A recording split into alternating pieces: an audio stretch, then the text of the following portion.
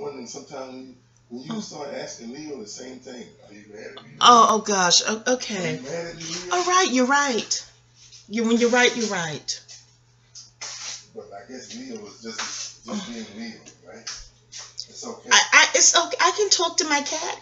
People talk to their cats. He's worthy to be talked to. Oh, hi. Are we done? For now. For now. For now. Thank you. I'm quite sure something else is going to Oh my God. Something else is going to come up. Okay, thank you. We're done for now, okay? Because I have business to take care of, okay? I'm a communicator. I need to communicate. I need my outlet. All right. That's your love right there. You love that more than you love me. I love what more than I love you? What you're doing, what you're about to do. Communication? Perhaps because it's difficult to communicate to someone who's mysteriously quiet. And then when he is talking, he's back into his occupation mode that he retired from. Yeah, but all the people that Stop policing me. All the people that you're going to communicate with right now is very quiet. They're not responding back to you. I do have loyal subbies. Don't you dare try to sub-shame me. You're trying to sub-shame me. Are they responding? Are they going to respond to you right now? I have loyal subbies. Nessa responds. Deborah responds. Yeah. T responds. Yeah. Oh, you're a subscriber shamer. You're a sub-shamer. How dare you do that? That's a regular person would do that. A hater would do. You're not going to shame me into out of making videos. You don't communicate, so I started a channel to get my outlet going. Papa, don't talk to you. You don't realize how much, how. What Jeffrey Owens would do. Your job, there's job shamers, and now there's sub shamers. There's been sub shamers. I don't care about the haters in the world, but you shouldn't say that to me. How dare you? You don't realize how much growth you've achieved with me. You don't realize that, do you? You don't see that. You're supposed to grow. Erica Badu said in the interview, if you're not growing with your mate, something is wrong. Lauren Hill and her Unplugged. Anything that ain't growing is dead. You're supposed to grow. But you don't see that. You don't see the growth you've had with me. Who taught you about the Moors? Me. Who took you to the classes in Harlem? Me. Okay? Who taught you about astrology? Me. You've had growth too. Listen. At the end of the day. What? All that you showed me, supposedly. I steered you righteously. Steered me towards. I already knew most of that stuff. You didn't know about the Moors. No, not in this lifetime. You were one in the past one. Maybe I didn't know that's what they were called. Oh God, Papa. Yeah. So you don't want to give me my just due. You want to give me my propers, my respect, my credit for teaching you stuff. You are in your ego, Papa. Please, I want to talk about power. And this is not power. You're being thesis. And I just that show just turned me off. But you knew that. What show turned you off? But you knew that a long time ago. What? Power.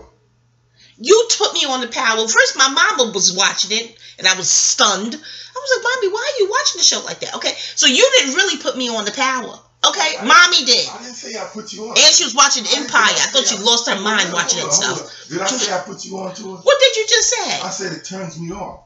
What turns you off? That show. Why? You watched every season. Now he want to play, Lord. Because you asked me to sit down and watch it with you. Papa, when we were living in New York, when we were living in New York back home, I thought it was going to be a good show. Season 1, you sat there in my room, my bedroom. You was like, "Why you turned from that?" I said, "Oh, because it's the same drug dealing stuff. I don't want to watch that." I was into it. So that was the first episode of season 1 years ago. You was like, "Why you turned?" Yeah, but I was trying to get into it, see what it's all about. Yeah, but as soon as I turned, you objected. So that means you did like it, but then you didn't turn back. So like I said, until Mommy said she was watching it, I said, Papa, Mommy watching that show. Maybe we should tune in. But we never did till we moved down here. And Man had that thing, something called On Demand, or what the fuck he got. And the man said, "Oh no, it's the shit. Check it out." And I was like, "Why you hit the baby?" He hit me. The cat hit you because you're attacking me. He's defending my honor. Thank you, Leo. Oh, snap. Now you got to have your honor defended by a cat. He's male. He's a male cat. He's defending the lady's honor. Oh. Yes, he leapt up on you. Stop being mean to me. Now you're going to. Poppa, and then the hypocrisy of watching all of Power for you to end because you don't like how the season ended. Is that it, Daddy? What hypocrisy? Oh, I don't like that show. You watched every episode. No, the reason I started not liking it. Why, Daddy? You like 50 Cent? Why? Because y'all the same sign. Let me finish. He would be appalled to hear you say this. Let me finish. What, Daddy? See, unbelievable. I didn't grow up in Harlem. You from Brooklyn? You didn't grow up in Harlem? The show ain't based in Harlem. I didn't let me put it this way. I didn't grow up in New York. You came to New York at 19 years old. I didn't grow up in New York. Oh gosh, Poppa. In other words, from a baby up, I didn't grow up in New York. If you spend 10 years in New York, you're a native New Yorker. There's a Sex and the City episode where Carrie clearly says that. But I've read a little bit about New York. I've heard a lot about New York and the people that populated it. And I'm saying to myself... Stereotypes. I'm saying to myself, wait a minute. Is that how Bumpy Johnson would do? Bumpy Johnson was the era of the 40s, Daddy. 50 Cent ain't writing about no Bumpy Johnson. So that's another era. Who's a recent gangster in New York? You mean in 50 Cent's era? Because he's sitting with them writers. You know he approving shit. Yeah. Well, he's a little younger than me. We're about 5 years apart. He's from Queens. Poppa, what is your point? The point is, they don't show... You're not even Bumpy Johnson era. No. You're younger than him. Let me finish. Okay, go ahead. Finish. Okay, finish. Sorry, Poppa. Finish. I don't know where you're going. Go ahead, do what you're doing. No. I want to know why you don't like the show. Tell me. All right. You're not going to watch next season? Number one. Go ahead. I'm quite sure there are more cocazoids in the drug industry. That's Jay-Z and Pusha T song, Anonymous Drug Dealer. There's documentaries on who put the drugs in the hood. But I don't think 50 is allowed to write about that. All you see is what? Melanated? Melanated. But that's how... they're not going to let him tell the truth. You no. have one... we don't own ships. Jewish... I know that. And helicopters. Irish Jewish person, Tommy, he's supposed to be the representative of their white, I guess... They're not gonna. The Illuminati's are not gonna let 50 Cent write the truth. There you go. But they're not gonna let he can't write the truth. His life will be on the line. Poppa, please. That's no reason not to like good act. What about good acting? Can you like good acting, please? Tasha is a good actor. I think Tasha's a great actress. She's one of the. What? You mean Angela? She's one of the bum looking. No, that's you hear me talking about the hair weave. No, Tasha is Notori. She's a great actress. They wouldn't even represent the proper. Cause she's chocolate. That's cause she's chocolate. Now the wigs and weaves look for years. But Tasha's a great actress. Take away her wig. You're hearing me complain about the wig. That's what that is. No. When she almost stepped out there and started running her own stuff, I said, okay, now we got some action. They won't let her boss up. Yeah, Tasha should boss up. They gonna let her boss up next season? No. She gonna be mad about Terry Silver's being dead. Angela gonna be dead. They gonna let Tasha boss up. It's about to be on. No, because Ghost gonna be crying and fucked up, and he can't run truth. He gonna be mourning, acting a plum fool. The fucking whole shit is over 5-6 months. I'm gonna give you my opinion of what's gonna happen. Tell me what's gonna happen, Daddy. All right. Now, please pass this episode and most the finale and most of the last episode. Mm-hmm. You saw a little bit of it at the beginning or whatever. But Tariq, he disappeared. He went to Joe. He went to school. He didn't. He didn't go to school. No, he didn't. You didn't see him when him and Ghost was at the Grand Central Station. Grand Central, and when Ghost left, that place. You didn't see him both out the door. He went back out, but didn't he go back in? No. So where's Tariq? Oh no, we don't know. A cliffhanger. Where's he sleeping? Where's he eating? That's what I'm saying. Oh, a cliffhanger. They didn't even bring him into the picture anymore. Wait a minute. The girl who gave him his virginity. Okay, go ahead. Let me finish. Okay. His mother, his father. Yeah. They ain't reached up. Like, how did you make it up north? How was the school going on? No, you would text your child to see if he's at school. Nothing. Did you see them texting?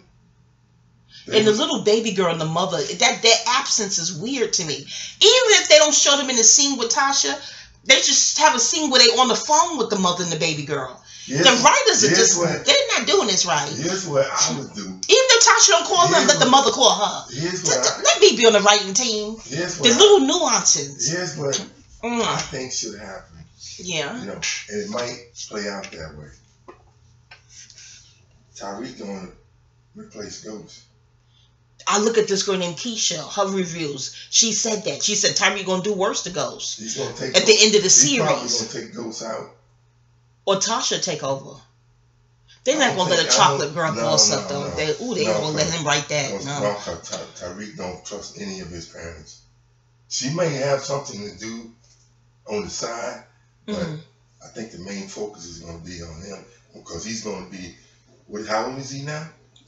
In high school. Is he high school age? What is he, 17, 18? 17, 18. Machismo. Yeah. Machismo. So the successor. Next year, he's hierarchy. He's going to be, his character is going to be probably played by another person. To look old. No. Courtney Kemp. I wonder if she's related to Bruce. But anyway, Courtney Kemp says, I like that last name. Remember Johnny Kemp, the singer? His death is very strange to me. I'm just got paid out. It's Friday night. Anywho, and so I got paid. What's the rap? Because you know how my mind goes. I'll show you my natal chart to tell how my brain work. In any event, I was trying to. What was it? Tariq, right? Any bitch? Courtney Kemp and Tariq. Oh, Courtney Kemp told the AfterBuzz people. What was the AfterBuzz or some shit? Anyway, she told them because Keisha told us that the shit is over 5 months. We've been watching. All these seasons has been in a window, a time capsule of 5 months. For all these seasons, it's been 5 years for over 5 months. So he won't be a grown-up man. That would make sense of what Courtney said. It'd still be the same actor. She'll probably make it like 6 or 7 months now. I don't know. Yeah. I thought somebody, maybe it was you, I don't know who. I thought someone that Fitty was supposed to be taking over certain things in there. That's why he got out of it. I think in the first place they let him get bumped off so he can come back and start working.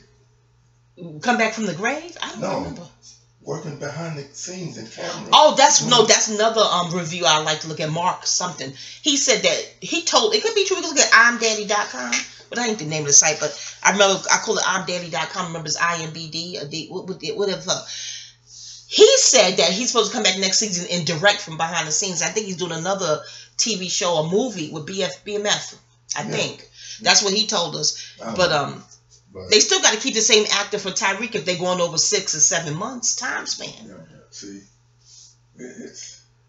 I don't like the way they present Tasha. It's just that hair. Portray our culture. Our people. It's been like that for 400 years plus, Daddy. I just don't like that.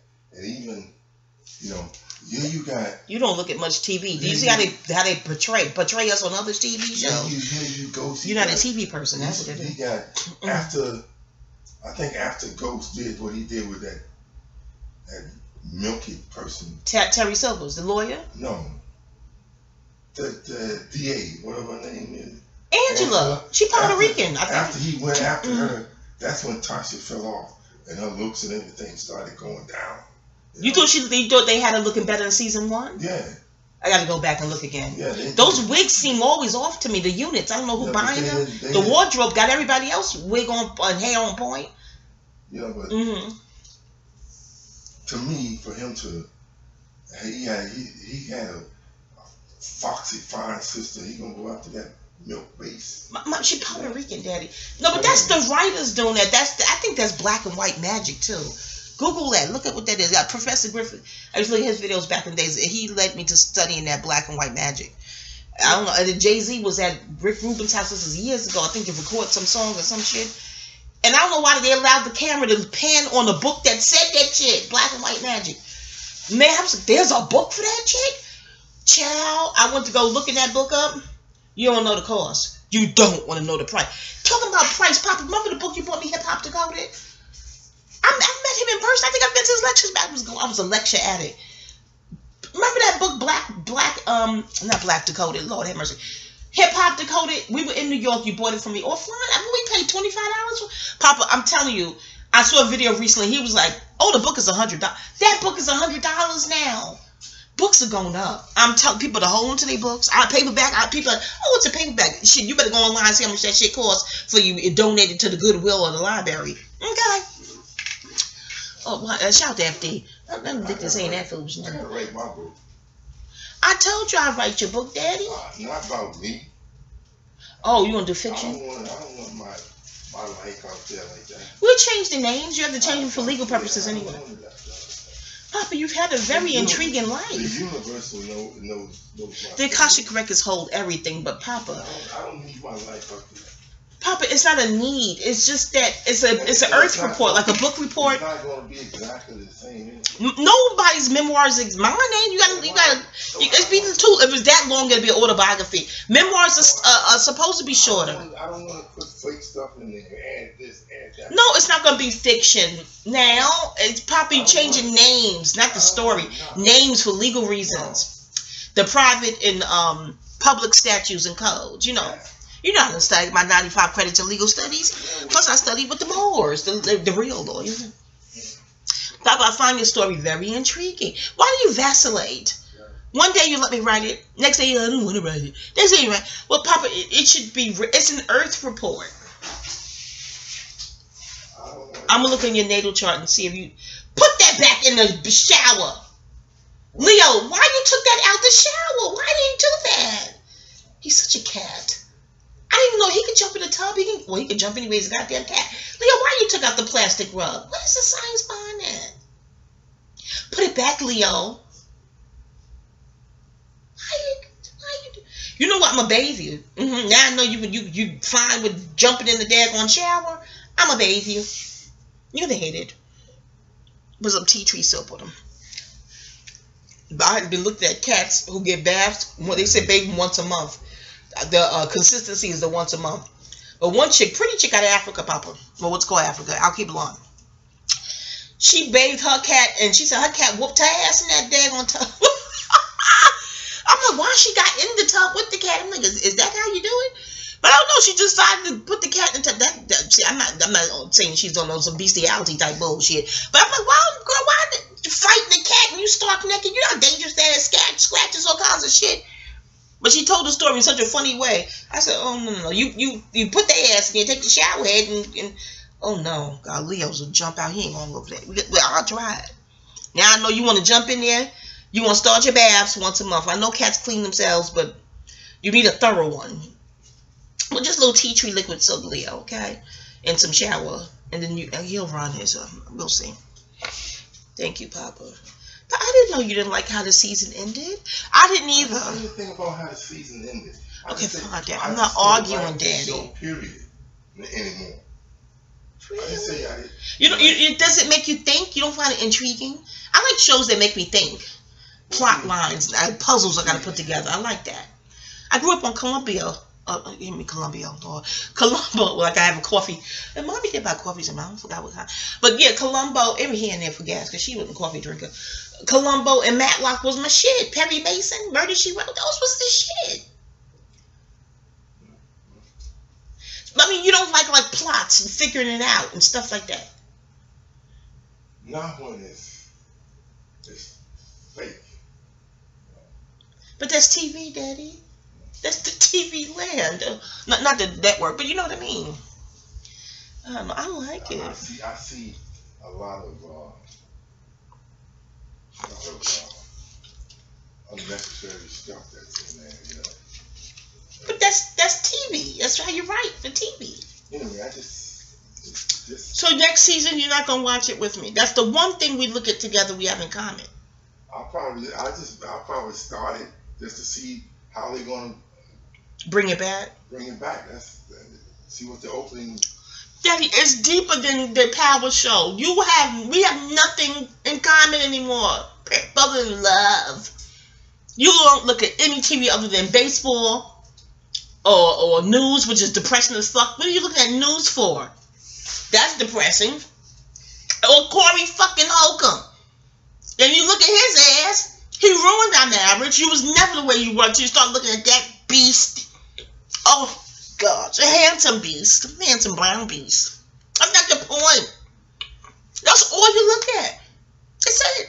Sports, news, and Corey fucking Holcomb. That some bitch ruined our marriage, daddy. And you deny it because he's younger than you, and you take umbrage to me telling you that he's influencing your thinking. Oh, I hate Corey Holcomb, that bitch. Anyway, y'all, I'm back. Part of the 20 minutes of marital bliss, if you will. No, but Papa, really, we won't. You're gonna just stop looking at Power, so we have nothing to do. That's our date night, daddy. Oh gosh. Anyway, y'all, hi. The one thing we have in common. You're gonna take it away from me, really, daddy?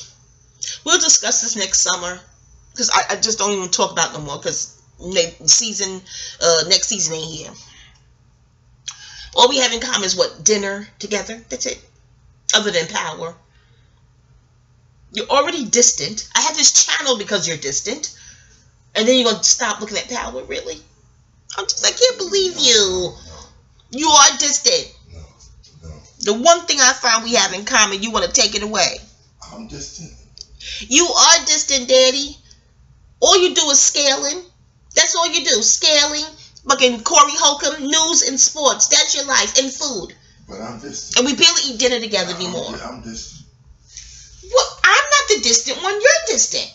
I'd be distant because you're distant. What am I going to do? Force my fat meat all over you? And the last time I forced my fat meat all over you, I jumped in bed. You said I was bear mauling you. You went to the hospital the next day for dramatic purpose. Talking about I bruised your rib.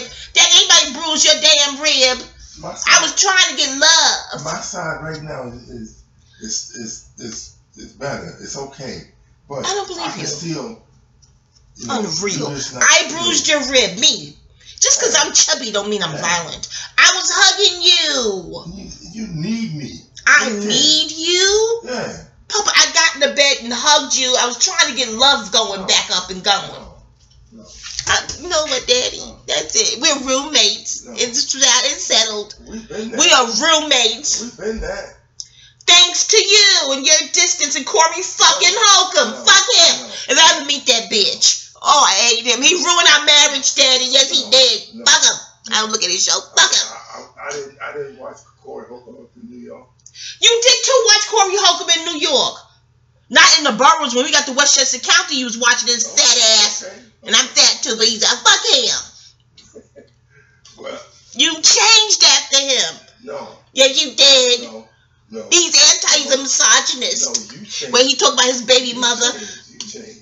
I didn't change after Corey Holcomb. I don't watch that mother. You changed after Corey Holcomb, Daddy. I didn't say you changed after him, but you changed. You're the one that went to the Why, when I became a Buddhist? I became a Buddhist to get out the house away from you. No. Why, Daddy? No. Why? What did I do that was changeable? You're so, how you say, celibate. Papa. You changed. You're the one being distant from me. No, Papa, celibacy is a part of getting older. Okay. I had to mature. That's all right. I don't think people should have sex for sex's sake. That's ridiculous. Enough said. So when the urge left, I figured that is part of maturity. Enough said. Enough said. You know what? I want to see Mama Star. Okay, go ahead, tell me. Shucks. When you start, I was about to agree with you with something. When a relationship starts, where it goes wrong is when you don't do the things that you initially did when you first started. The pattern always changes in relationships. That's part of relationships. Why? Because things take on different trajectories and patterns and courses. Nature says it. Okay. Leo's not going to always be Leo in his personality. A couple of years from now, he'll be a different personality. Everything evolves and grows. You could devolve or you can evolve, but things change is the constant. You got no choice now. You mean Leo? That's what you point out. I'm trying to point out that life changes, Papa. There's turns in the road. No choice now. He done already been changed. Oh, you're gonna bring up the surgery, which is a good idea. Cause he had the house smelling. I had to put baking soda everywhere. Yeah, but see, he needed that surgery. Dad, you gonna make me feel guilty about the surgery? Most cats have the surgery. That's because what they call, how they call them, domestication. He's changed because people want to domesticate their pets. So Papa, you saw how he had the house. You smelled how the house was when he. Because he's not supposed to be cooped up in a house. He's supposed to be out in nature, not in a house. What do you recommend, Daddy? He already had the surgery. I'm not recommending anything. Yeah. I mean, I had a pet, a dog, yeah, but he was never house. He was never in the house. You grew up on a farm, Daddy. He had the whole woods as his backyard. There was a cat there that wasn't. We didn't take him and have him whatever clipped or whatever. Baby, that was back in the 50s. It was everything was more organic and natural. What am I supposed to feel bad that Leo had the surgery? I mean, Papa, he had the house smelling thieves. Well, that's not his fault. He's gonna do what he do. Oh God! This is your sign. This is how you and 50 Cent. You admire 50 Cent because he don't forget shit in the past. You don't leave shit in the. You cancers. No, Papa. Don't get it twisted. One day y'all gonna meet you and him. Don't get it twisted. Papa, what? Jesus, what, Daddy? No, I don't admire nobody. I see how you watch his interviews. You take up for him, with him and Floyd, any kind of riff he has. Oh, you can see 50 side of the point. Yeah, it's your zodiac sign. It's the zodiac shit. See, let me tell you something. It's an ego. Unless you bring up something about him. I come in the kitchen, I see you watching his interview sometimes. Yeah, because you done brought up something that 50 Cent did this. You heard about 50 Cent. All right, Papa, please, so Papa. I just want to get in there and look at it and get and assess how you're about to take his side. Papa, okay. From my own point of view. What does it matter? You always take his side. That's your sign. Take his side. All right, Papa. Okay, listen. I'm gonna talk about power right now. I didn't take his side. All right, Papa. I don't want to argue about whose side you done took. Is petty. That's what they say about your sign. All I'm doing is taking my side. Yeah, which is the same sign, your side and sign, all about the same word, save a letter. Okay, Papa, please, I gotta talk about power. You think he would take my side? I'll take your side. You're my husband. No, I said, you think he would take my side? Well, to him, you would be a stranger in the world. He doesn't know you. He's a stranger to me too. Papa, he's still a public figure. I don't care. Okay, Daddy. I know this is ego. I know he's much younger than you, and you don't want to be seen as a fan of someone younger than you. I get the male ego. I'm not saying you're a fan. I'm just saying it's a zodiac thing. It's a spiritual thing. How you have always taken his side. No. Okay, Papa. It's shocking you don't even want to watch Power no more. All right, Papa. I'm gonna go ahead on. So if I don't want to watch Power, then why you choosing me to take this? That's why I said it's shocking. Did I just not tell you, Papa? Please let me just do my review. I didn't take his side.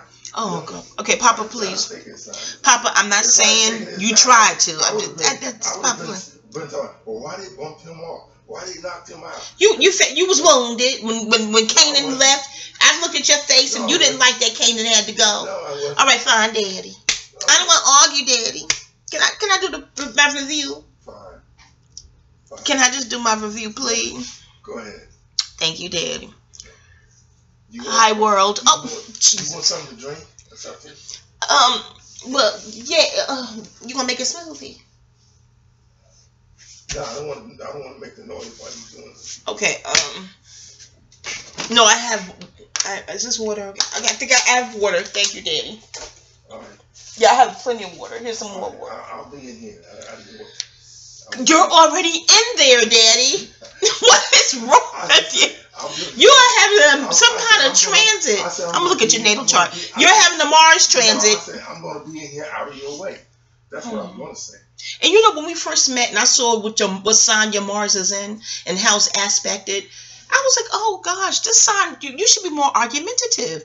And you was all mysteriously quiet and silent and sexy silent and shit and Prince of Darkness energy. I'm like, Papa, your natal chart ain't making no good sense with now. And then when Sam did your chart over the phone, and he explained the whole Prince of Darkness energy and Prince, and he was talking about his dad got that energy and how that energy alone could sort of like overshadow the whole natal chart where shit, you know what I'm saying? But now, as the years progress, you are really behaving like your Mars sign and its aspects. And I think from being around Leon's ass too. No, oh, no. Leon and Corey Holcomb has rubbed off on you. No. Pause. And you are ruining the marriage being around Leon's ass and looking at goddamn going Corey Holcomb. You are becoming. Ain't Corey he a Virgo or Cancer? I think he's a Virgo. I don't fuck what the birthday say on the goddamn internet.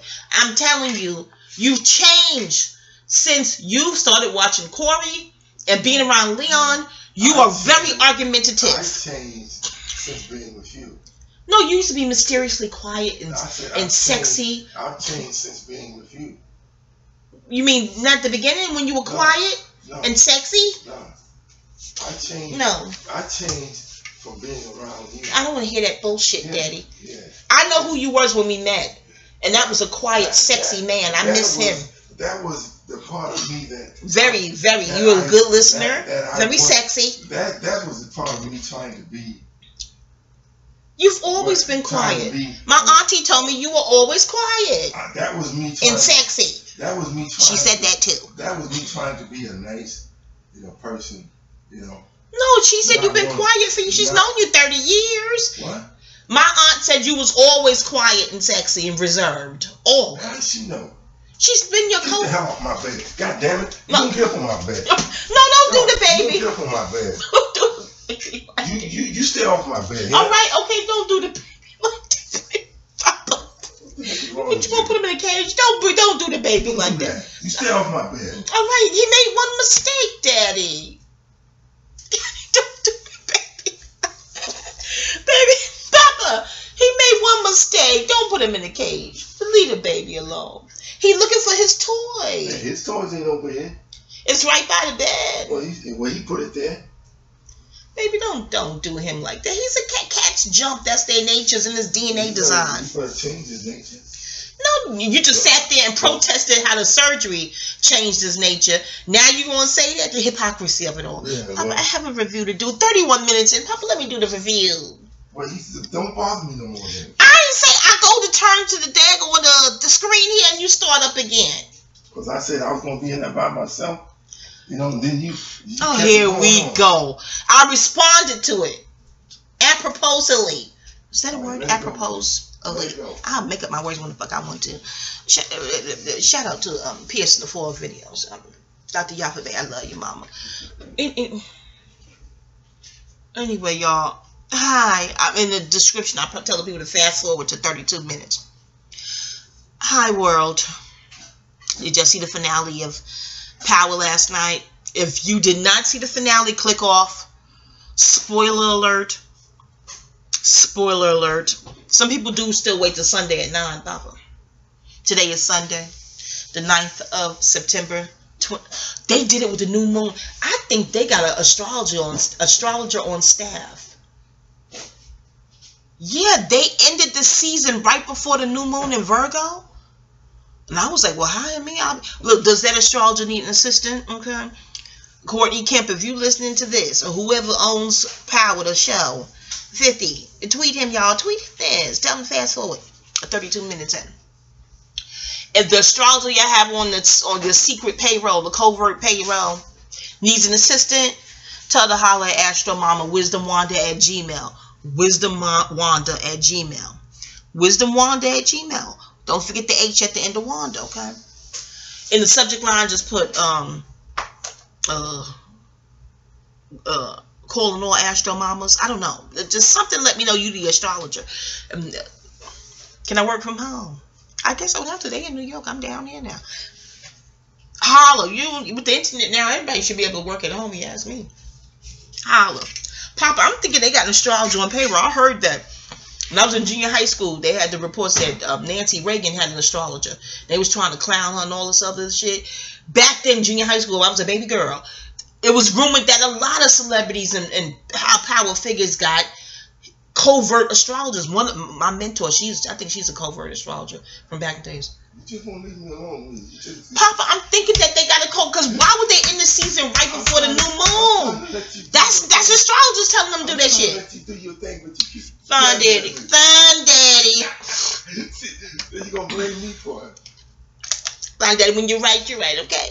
I still love you though, but I need another olive. The olive, you know, I had this thing when I was pregnant with both my babies. I lost weight pregnant. You know, I must be a unique bunny, as everybody said my whole life. And my doctor was like, you're supposed to gain 20 pounds. You're not losing. I was losing weight. I just couldn't eat anything. That's why I'm like, well, one of my babies, he's a finicky eater. The other one, he's fine. I'm like, you can eat anything? I just knew they would be picky eaters because, oh, gosh, Papa, I couldn't eat anything. But olives and sunflower seeds. That should be the chapter name of my book when I get pregnant. Olives and that was it. I didn't want to smell food. Don't let me smell Frank's. Oh God, I run out of there. Oh God. And now heavens knows I ain't pregnant. I've been celibate 5 years, Lord. So it ain't no pregnancy. My spiritual advisor tells me you got to give birth to something. It's something you're holding on to you ain't give birth to. That's why you have the same symptoms. I'm like, I'm celibate as a dig at bam. What the hell am I doing this for? Something you're holding on to, you have to give birth to. So you go on again, right? Finish up your books and publish them. After your books are published and birthed, let's see if this stopped. That's what she said over the phone. You think I'm Papa? But it's the same thing, though. I need olives and sunflower seeds, and you know I'm not an olive person. I like sunflower seeds, but I'm not into olives. But the olives help. They're helping just like it was when I was pregnant. And my babies are grown men. Oh. Papa, the body is so mysteriously, so beautiful. Oh, bubbling brown. Now I'm rubbing my thighs. Shout out to Tweet. You know, Tweet got a dope song with 50 Cent too, Papa. I'm gonna let you hear the remix. Back in the day. All right, now y'all, y'all already know how the video gonna be all over the place. The audio video. Listen to me while you're cooking, gardening, bathing, bubble bathing, long trips, taking a ride out to the beach. This is my outlet, okay? Because whom I live with can be very reserved. Unless he's trying to reprimand and chastise. You're retired, Daddy. Okay? Okay, you're retired. Alrighty? Ugh. I'm no one's perp, and not yours. You're not going to muscle me. You're going to stop that foolishness. Anyway, pardon eccentricities, y'all. What's the kiki about, Daddy? You talk about I bear maul you. Every time I try to love you, you used to call me Honey Bear. I never knew you would flip it and say I'm bear mauling you. Really, Daddy? So that you give a reference to my fat meat? Ugh. I thought you liked chubby girls. I thought you said you're a Southern boy and you love meat on the bones. But so now I'm a bear mauler. All right, Daddy. I have thick skin, okay? I'm Harlem, baby, all right? I'm thick skin. Native New Yorker. I didn't say that. Born there. Born on the 5, okay? You came to New York at 19. That's not what I said, but...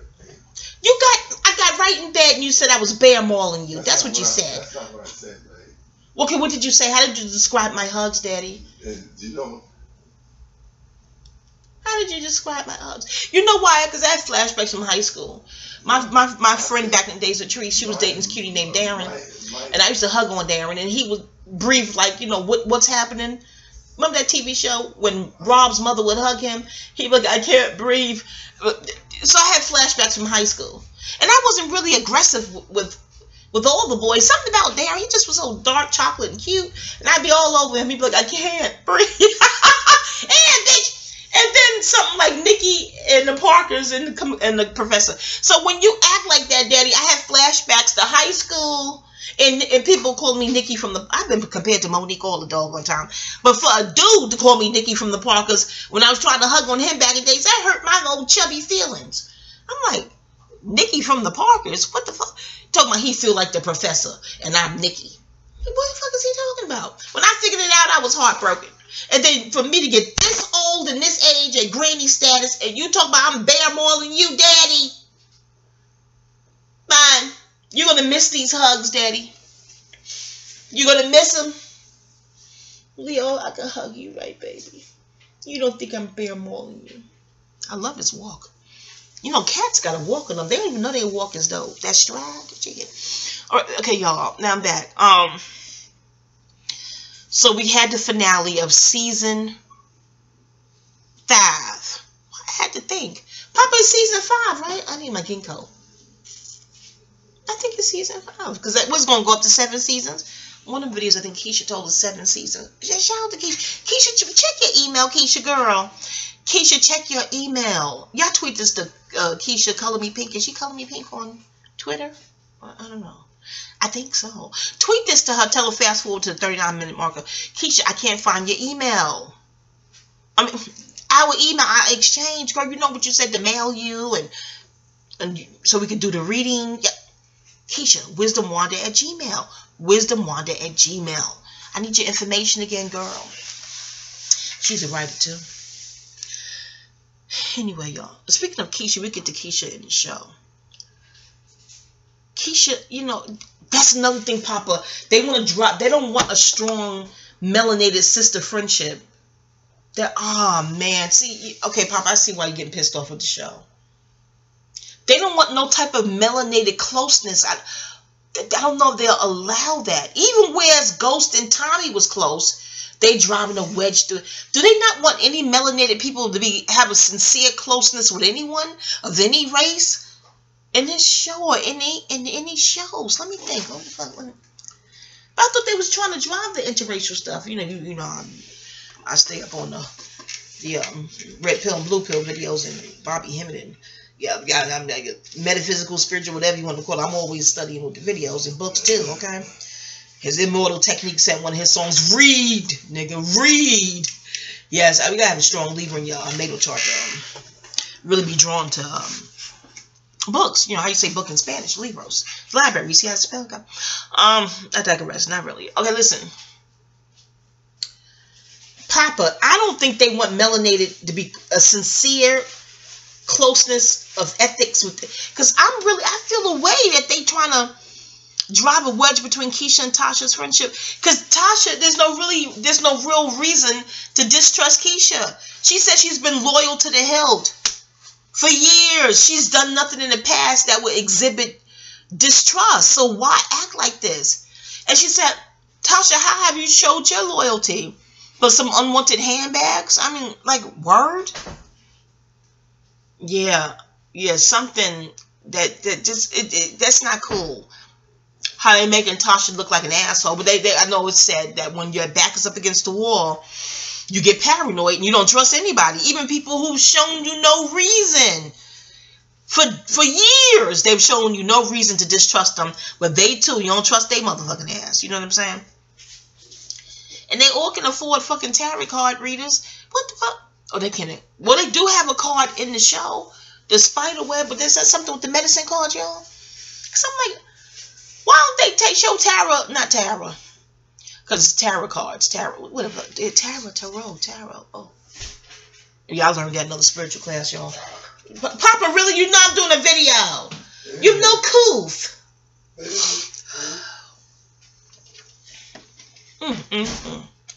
Poppa, you have more coof than that. Oh, shit. Poppa, what is all the noise about? I made some good Dominican spaghetti last night. Poppa, you know, y'all look at the YouTube videos for Dominican spaghetti, but I added my touch. So Alkebalon, what the elders told us, we from, you know, they call it Africa, but it's Alkebalon. Alkebalon, Cuba, and Belize. And a little Guyana in there. So I call my version of this tasty Dominican spaghetti, I call it, because there's no meat in it. Poppa done saw what the health and then cut back on meat and shit. I cut back too. But I still backslide. I detox. I got it. I know I get it. But anyway, I said, Papa, there's a Dominican spaghetti. There's no meat in it. When I tell you that spaghetti was good, oh, it's in the fridge now. I'm going to warm it up when I get off this thing. Oh, my goodness. Ooh, that spaghetti was good, y'all. But I added my touch. So my version of it is called Alcubies. Alcubies. For Alkebulan, Cuba, and Belize. Alcubies. Delicious. Oh, I know I should have filmed it. I don't make something else, huh? Papa, they don't know what I put in the recipe. Yeah, but it's not what they know. It's what you tell them. You just gave them away the name. Now somebody ain't going to copy. No one's going. If they made it an Alcubes spaghetti, they don't. That means they have to be from Alkebulan, Cuba, and Belize. Yeah. How many people got that mixture in them? I'm talking about the name that you put out there. Alcubes.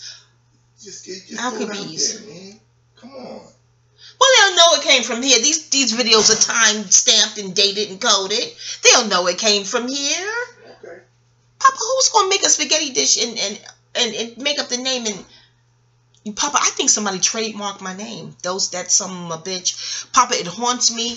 I do my own research because lawyers are charged 5 legs and 2. Did I say 5 eggs in a bitch? Did I say 5 eggs? Hey, bitch! Well, 5 legs and 2 legs and a thigh and some arms for this damn research. Papa, I think can somebody just buy your fucking name? Let me tell you why I think this is off topic. Remember the day you was looking up our old addresses and seeing what they look like now and back in the days what it looked like and doing the compare and shit. That should be a cute t-shirt with images of what the neighborhood looked like then versus now. Oh no, I'm giving more ideas. See, I download. Courtney can't hire me. I know my natal chart. I download. I'm creative, honey bear, not your average bear, okay? I download like a motherfucker. I ain't bragging. I know my natal chart. I know what's going on. I had spiritual readings.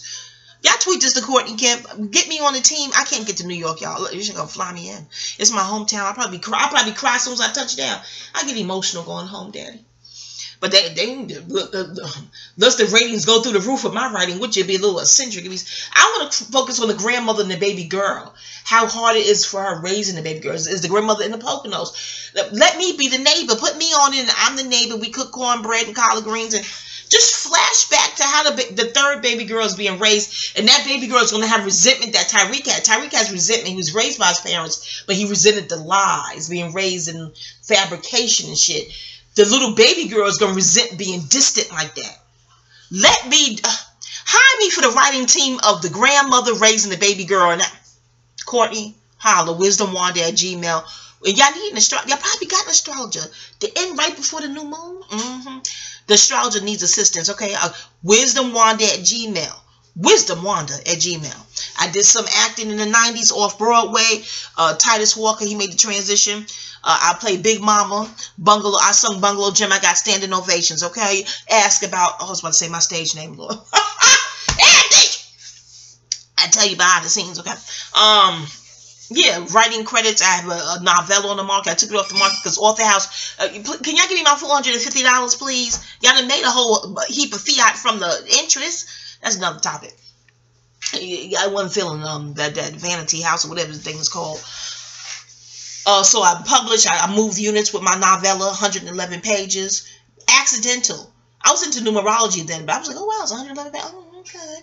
But in any event, Courtney, we should bring my novella to life. It's about a woman who falls in love with her rapist. Don't bite, y'all. Don't bite. No, I'm not glorifying rape. Stop it. Stop it. Hater, hatrix, detrix, stop it. Go. Get off the video. Up, go. Vamos. Vamos. Vamos.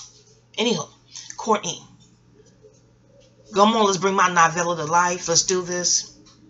Lifetime will pick it up. But who else? TV One does movies. We go to Canada and get this done. Even though I was walking home from work. Papa, you read my novella. I told you what inspired the writing of that novella. No, y'all, no rape took place in real life. Not with I in that context. No. But I was walking home from work with jelly flip-flops. So never mind, Papa. Never mind. When I get off the thing. Yeah, Courtney, that'd be a cute little story. Lifetime got stories like this, but and shout out to G. He was telling me that there's a movie. What's the actress from Charlie's Angels with the dark hair? He said, there's something like that out there. I'm like, no, I thought I was the first. He said, no. Find it. Think back. It's a movie. Because you know I used to stay up as a kid, little kid, watching late night movie with my headphones under the blanket. And mommy told me to go to sleep. Insomnia. Okay. I'm gonna watch a movie. Get some snacks. I have my snacks on stash. Jacqueline Smith. But I can't find the movie. I looked up her Wikipedia. Never mind. If it is one out there with this theme, hell, no one knows about it because I don't know about it. Mask was like, she had a movie like that. But in the event, he told me there's a movie where she fell in love with someone who violated. I know people say maybe it's the Stockholm Syndrome. Courtney, the book is off the market. I do got copies, but they in New York in storage. Oh man, I'm about to say I have copies, girl.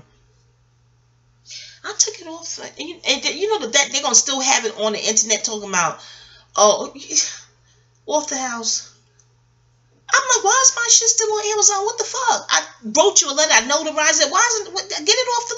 Oh, that's not us. See, there's professional book buyers who buy up a bunch of books, wait for it to go out of print, and then put it up online. You know, at inflated prices to cachet. And I want to phone like, oh, that sounds like it could be true. Until somebody told me, no. How would the book buyer have? It's POD print on demand. How would the professional book buyer have their machine to print on demand? It's some bullshit. I said, oh, hell no. So I went to emailing their ass and got to speak to the president, the CEO, please. Take my shit off the market. What the fuck? How y'all got the POD and somebody else is doing the shit? And they're doing it under another moniker, daddy. So they still get the coinage under another. See, all alleged for legal purposes. All alleged for legal purposes. What ain't alleged is my $450 that I got the emails to prove that. Send me my fiat, please, y'all. Y'all can afford it? What the fuck? I just vampiric, parasitical. Ugh. Not y'all for legal purposes, not y'all. But I know there's vampire, parasitical energy in the planet. Just steal because they just feel like feel like stealing. Because you already got enough fiat. Oh, the Book of Tao, T-A-O, says those who do not have will steal. But why do the haves keep fucking stealing?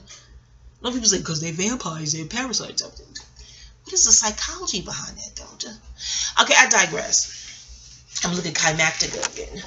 Guess what I found? Kymatica. Kymactica.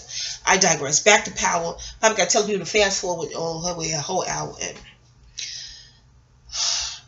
the finale, y'all. Last night, midnight, caught it. It's going to come on again this evening at 9. So if you're the Sunday watchers, click off. Click off. This is strictly for those who watch it at midnight. And I'm giving my feedback. It was good. And I was so happy. I was rubbing my fingers, smoothing my hands far as for me like this. Because it's like you're about to eat a good supper for the show to come on. I usually make popcorn and mudslides or pina colada. I used to get me and Papa snacks on deck for this show. We had our Dominican spaghetti dinner. He fried some yuca. Papa, that yuca was good. Oh, that food was so... I can't wait to heat it up. We had the yuca, the Dominican spaghetti, cucumber salad. Oh, it was so delicious. Raspberry lemonade with vodka in it. Oh, it was so good. So we had good dinner before we watched it. So I didn't even bother to make snacks to watch it this evening. And I was all primed to make snacks for a finale.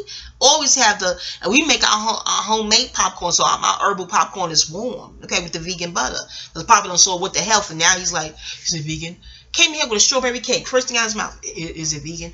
Papa, that documentary took a hold on you.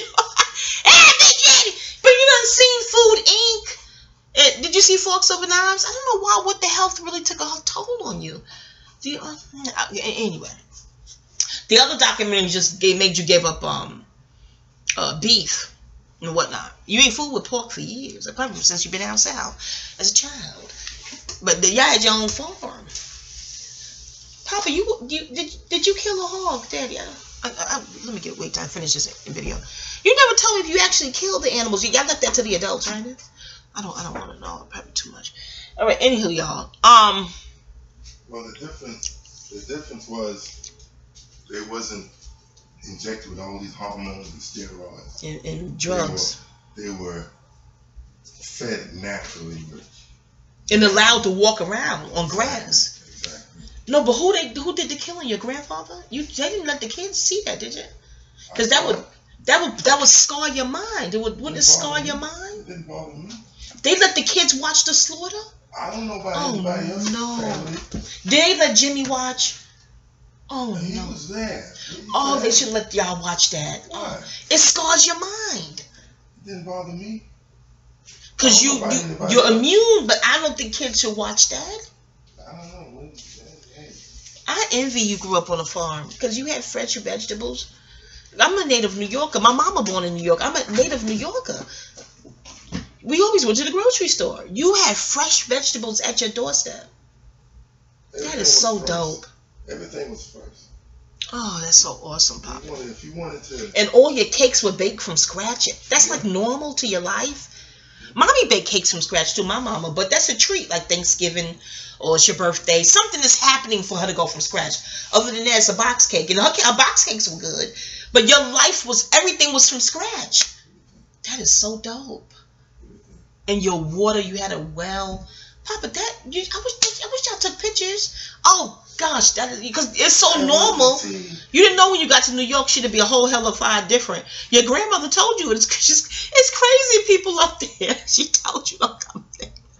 You didn't take pictures because to me I thought it's normal. Time, growing up like that, I thought that was everybody's way of living. I always get chills when I hear people say that because they said a child from age 0 to 7. That's it. That's what they assume is normal. When I also cried because for kids who are being abused, I don't want them to ever think that's normal. I want them to always know you come from a spiritual realm where they don't abuse fucking children, But on the good side of things, if your parents are sane or whoever's rearing you is sane from 0 to 7, you think that's normal. You know what I mean? I remember seeing Lauryn Hill in the interview, and she was like, she comes from a big loving family. I think she said her grandma had 13 kids. And if I'm not mistaken, her grandmother has the same birthday as Aphrodite Stone's grandma. Because she tattooed on her part of her body. Every time I see it, I think of, I wonder if she know how Miss Lauryn Hill got the same, grandmother got the same birthday. And never mind, I digress. I'm always thinking. I'm a thinking bunny. A thinking honey bear. Oh, that's a nice book title, The Thinking Honey Bear. Oh, God, I'll write it up. I got to trademark my shit. Papa, did I tell you, I think some Pakistani and Indian done bought my name. I could be wrong. I don't know where the fuck he from. Did I tell you, in Queens, I had an apartment, right? And out of nowhere, somebody was coming in my apartment. This is feeling like a power episode. Somebody was coming in my apartment. Thank heavens I had a nightgown on at the top. So I came to the top of the stairs and said, hi, may I help you? He said, oh, I'm a new owner of this house. I was like, I beg your pardon? Even at the new owner, there's landlord-tenant statutes and codes. I look them up on the internet all the time. I study contract law. I'm just rattling off codes and shit at the top of my steps. He at the bottom of the steps. Thank goodness I had a nightgown on, and it was long because at the top, if it was short, he could see up. I'm stingy with my cootie. I don't know why I'm hustling Hernandez song that came to mind. But in the event, he's got a Benz outside. Dressed to the nines, but he's some sort of Indian, they buy your house all cash. I guess part of that culture. I don't fucking know. And dressed to the fucking nines, suited down. Maybe he was on his way to a dinner date. I don't fucking know. So I'm like, even if you bought this house, there's still landlord-tenant statutes and codes. There's Fourth Amendment privacy. I mean, you can just enter someone's home without, you didn't even bother to ring the doorbell. Well, I own this house now, and I want you to know the rent is going up. The rent was going up more than 50%. I said, shouldn't this be dealt with through a court? First of all, if this month's rent is already paid. He said, yeah, but I'm letting you know next month there's a new price and you ought to mail of rent to this address. So he's writing something down. I'm assuming it's the address to mail of rent to. And this is the early 2000s, Papa. So I'm like, sir, with all due respect, and I knew, and I'm doing numerology and geometry in my head because I know my steps, my step count. So I know the number of steps between us in our conversation. That's the energy we're working with. So I'm doing the math of the steps. I'm talking down. He's talking up. And I'm saying, sir, I study contract law. I signed no contract with you. You and I have no paperwork. This is your This is torturous interference, commerce interference, and I'm rattling. I was fresh then. I was studying. It was fresh on my mind. I was a new student to the shit. So I'm rattling all this shit off down the steps, and he's like, I own this, and he's getting, once they get mad, you'll learn this shit, motherfucker. Look at enough episodes of Columbo and Matlock, let alone what your law teachers done told you. Once they get angry like that, and I'm a woman and you a man and you getting rattled, I'm still calm in speech and respectful, no profanity. I'm appalled you just entered the house, you didn't ring the doorbell or knocked, and you're breaking some statute and code right then and there. You got a warrant? He was like, what do I need a warrant? I own this place. No, but tenants still have rights. You need to Google. Just go onto the computer and Google. It's your property, but it's our home. Okay, there's privacy rights. Okay, Fourth Amendment. Okay, what the fuck? And then I don't even know your name. I signed nothing with you. I'm beholden to what I signed to. Okay, contract, 2 signatures. All right. No, I signed nothing with you. I didn't have 1 signature with you. I have nothing with you. The adhesion contracts is 1 signature. Papa, get in. Okay. So I'm talking to him. He's telling me what the new rent is and to mail it to this place the next month. So he sticks to, this is where you mail the rent. He's not hearing shit I'm saying about contract law. And he tears off the Post-it and tosses it on the stairs. And out the door he goes. A rude jackass. I'm like, oh, I got to get the fuck out of here. Oh, no. And with that kind of rent, I can go to Forest Hills. What the fuck? For this neighborhood? No, I got to go. I got to go. So I come in, I call who I thought was the owner. Well, he was the owner. I called him immediately. He's a Cancer too. Come and think about it. I don't know the sign of the Indian guy coming in the house. So I explained to him what just happened. He said, oh, no, that's wrong. He shouldn't just walk in there. I said, you know this guy? He said, yeah, I sold the house to him. I said, so he's telling the truth. They said, he was like, house where he had the key. I'm like, why didn't you call and tell us? Because he had tenants downstairs as well. And he was like, well, it's always so hard to reach you and da-da-da-da. And he goes into, you guys were paying the rent late and this, that, third, and the other one. So I got frustrated with late rent. So I just decided to sell the house. I don't need the headache anymore. I'm like, that's fine. That's your prerogative. But you could have sent us a letter if you didn't want to call. It was a weird dialogue with him. So I said, are you aware that he's increasing the rent more than 50%? He was like, well, that's his business, which is technically true. He said, what he charges for rent will be none of my business. I'm out of it. I sold the home. I said, oh, my gosh. So, I went to the library because this time I let this guy from Thesis fix my computer. That's another weird thing at Capricorn. Papa, I'm telling you, something about me. I'm in my 30s now. Studying spirituality. But to me, I don't know, Lauryn Hill had this song with Paid in Live. She said, if you're righteous, you can spend the night. And that song is dope. I got to go find it when I finish this. But, Papa, I'm telling you, I must have been somewhat, and I'm in my first Saturn return. I was studied up every day. I stay studied up. That gets me by. And I say, B-Y. Andrew says bows. Never mind. I digress. Papa, no wonder you're distant. Do my centricity still irritate you, Daddy? You better get in. We've been 12 years in. You should be used to it. Anyway, Papa, so I said when I get to the library, because I didn't have a computer at home anymore, because I let the guy from my job. Papa, let me tell you, he felt normal, righteous, and spiritual. This is another topic, Daddy. You know how I do all over the place. Fuck it. Gibbons gravy, disseminating moon. It is what it is. And it ain't what it ain't. Papa, I was telling him about my computer at the job. Very, very mild-mannered. I mean, he could come from the Bob Marley DNA. Just laid back and, handsome, the dreadlocks, the look. But I wasn't giving him romantic interest, not that I know of. And he had a woman, and I was dating Papa was dating Ridge at the time. We reunited, Peaches and Herb, okay? We platonic after that, shortly thereafter. But anyway, so no, I was into Ridge, and just no romantic interest from my point. But I liked his spiritual vibe, So he come to the job, he had passed my post, and we would talk.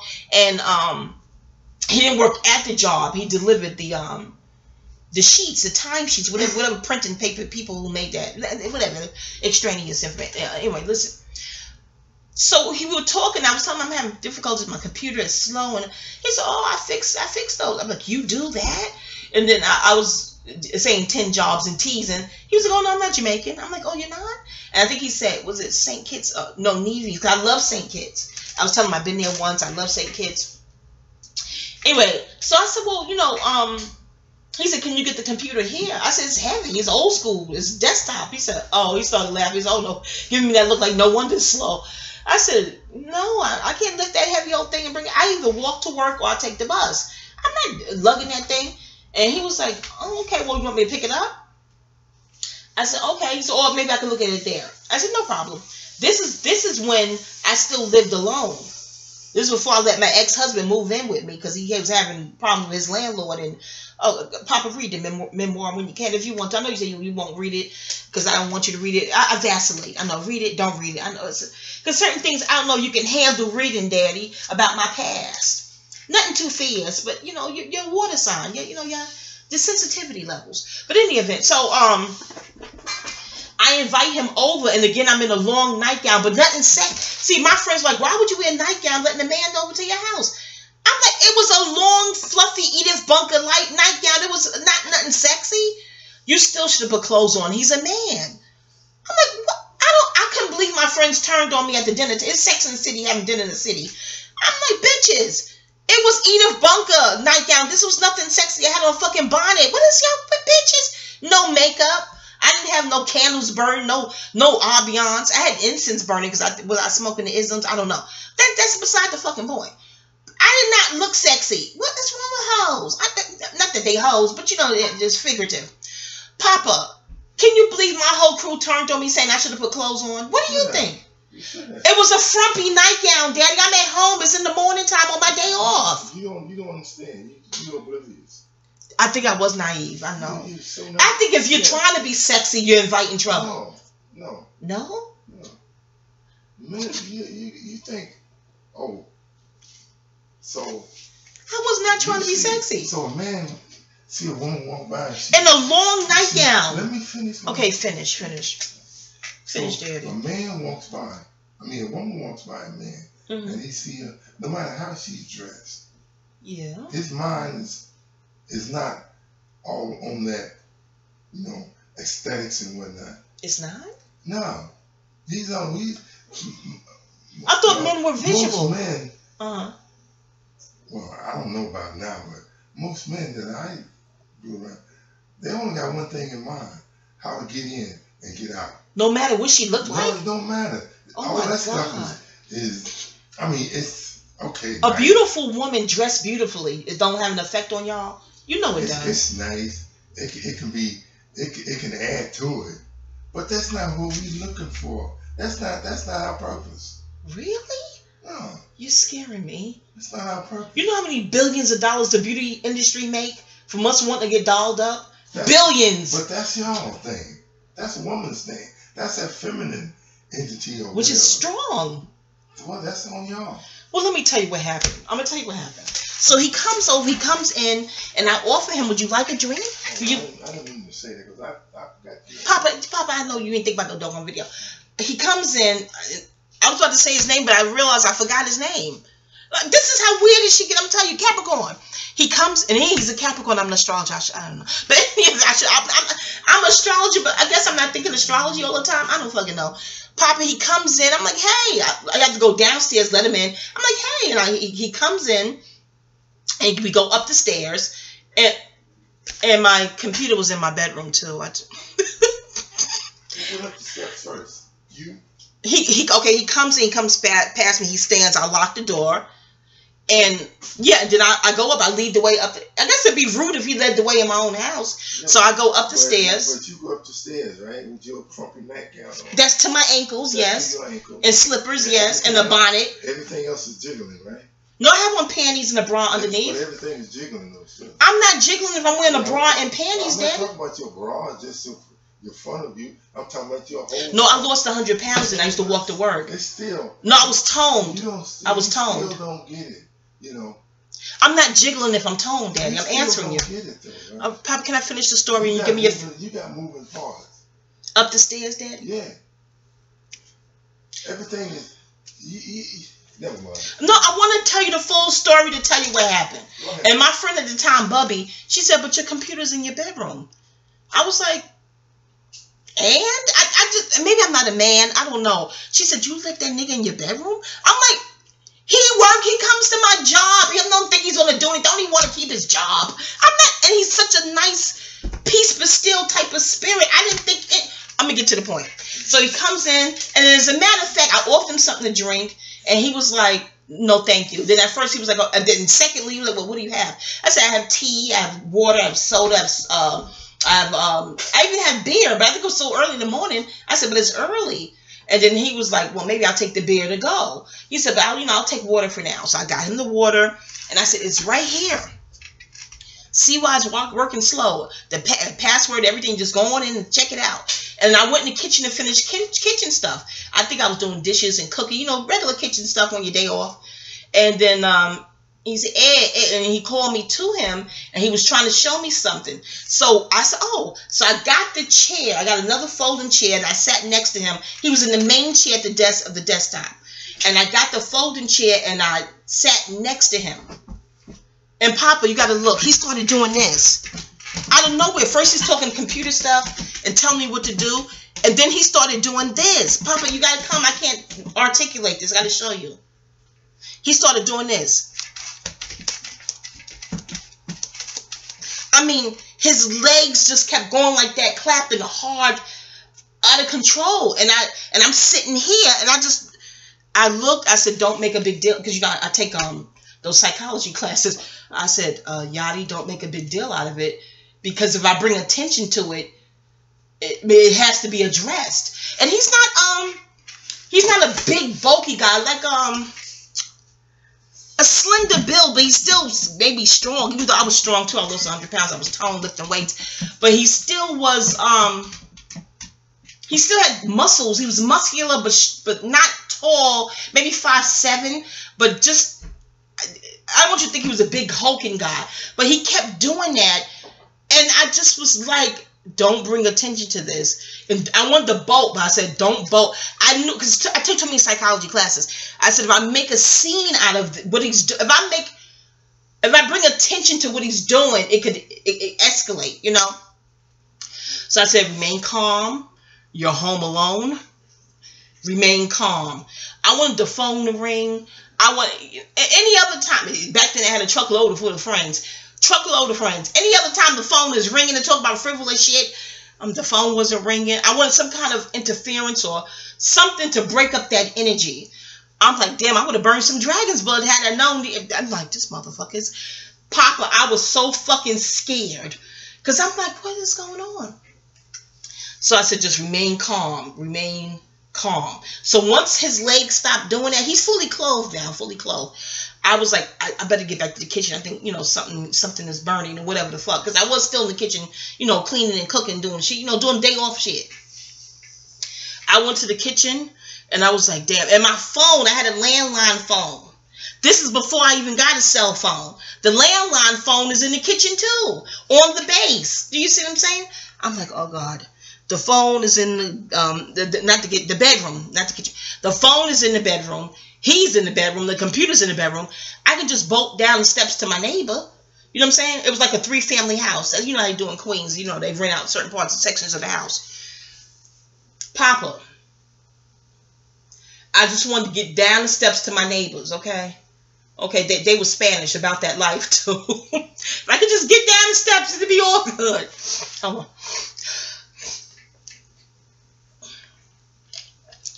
They didn't like me at first. They thought I was too standoffish. And said it. I'm like, no, I'm just minding my business. I was raised to mind my business. No, mommy, you walk by, you say hi, you say hi. But you're distant, you're distant, You here, but you're not here. You here, but you're not here. Like, say my body is here, but my mind is someplace else. I was like, no, I was just raised to mind my business. I'm not a all up on you type of gal. My neighborly senses come from, a healthy space. I don't know, mommy. I don't know. You're too distant. Isn't that a good thing? We're native New Yorkers, aren't we all? What the fuck? But once we broke that ice, everything became love. You know what I'm saying? I think it's good to mind your damn business. What the hell? That's how I was raised. I ain't never seen my mama up in people's houses. My mom was the same way. She's friendly, but not all up in your house and your bed. Your mother's your first teacher, and I ain't seen her do it. I'm not gonna be sitting all up in your house. That's not who I am. If I'm invited, it's an event. I'll bring some wine. I'll bring some cake. You know, but all up in your house and hey, girl, can I borrow sugar? No, I don't do that. My mama didn't do it. And she's from the era of can you borrow sugar? No. My mom didn't do it. So I don't do it. In any event, so I'm in the kitchen worried. And I wasn't going back in that bedroom. Fuck no. So after a while, he came out the bedroom with the computer and everything in his hand. He said, okay, I'm going to have to take this with me. And, you know, to my workstation at home, you know, I think where he lived. I don't know, in the Bronx. I don't know. He said, I'm going to have to take it with me and bring it back. And I was like, you would deliver it back to the job. You don't, yeah. And he was like, how you going to get it home? I said, I'll take a cab that day. He was like, oh, I can bring you home that day. I was like, it'll be okay. He said, oh, all right. So now he's acting like I'm the weird one. Ain't that some shit, Daddy? He and the computer went down the steps, and I never saw him. No, I saw him again at the job, but I never saw the computer again. That was it. So fast forward some months, I finally see, because I have to be on a certain post to see him where he delivers the timesheets. Or he delivered something, and something with printing he delivered to the that building. So finally I was on that post because they changed the post around. You know, you rotate posts with the officers. So I was on that post again, and he came in, and he looked at me like he saw a ghost. And I'm looking at him just as pleasant, and I said, oh, hey, how you doing? Well, there's no need for me to act awkward. I didn't run off with your computer. You know what I mean? And I offered to pay him for his services, so it's not like I was trying to get free labor out of him or anything like that. So I just looked at him and I was like, hi. Wow, it must be fixed by now, the computer. He was like, oh, yeah, something happened with that. It just is irreparable, or I forgot the word he used, but whatever the word it was, it's just busted. It can't be repaired anymore and things of that nature. And then he offered me $150 for it, the parts. I'm like, you're going to pay me for my computer? I wasn't selling it. I wanted to get it fixed. He said, yeah, but it can't be fixed. I said, so you're going to pay for something that can't be fixed? He said, well, there's certain parts in there that, you know. I'm like, oh. It was just a weird encounter. And no, he never mentioned his actions in my bedroom at the computer. I sure as hell didn't mention it and shit like that. Not to him. But when I went out with the girls that night, we talked about it then again, okay? And they said I was wrong for letting him in my bedroom. Papa, can you believe that's what they said? I should have pushed the computer out into the living room. Or the kitchen or something. One said I was wrong for letting him in the house altogether. I should have brought the shit to the damn job like I, first said. Papa, really, what you think? I think he was wrong. Papa, I thought he was sane. What made you think that? He was always nice at the job. He was always nice. Always nice. Yeah? Yeah. So y'all became buddies at the job, huh? Yes, we would talk about, I'll talk about same kids. He would talk about Nevis.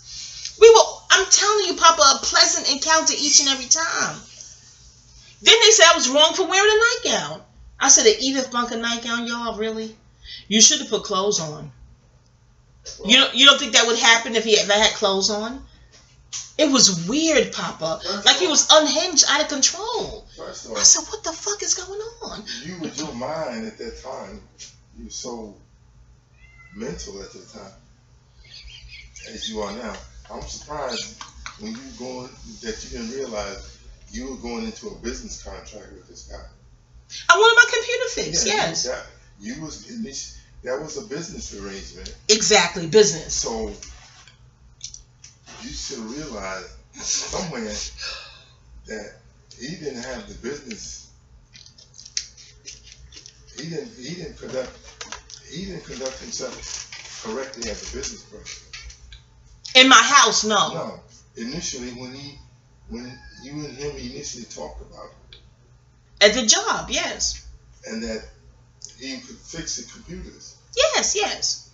As a business person, doing business, don't you think it's odd that he didn't bring out a card or something with his name on it?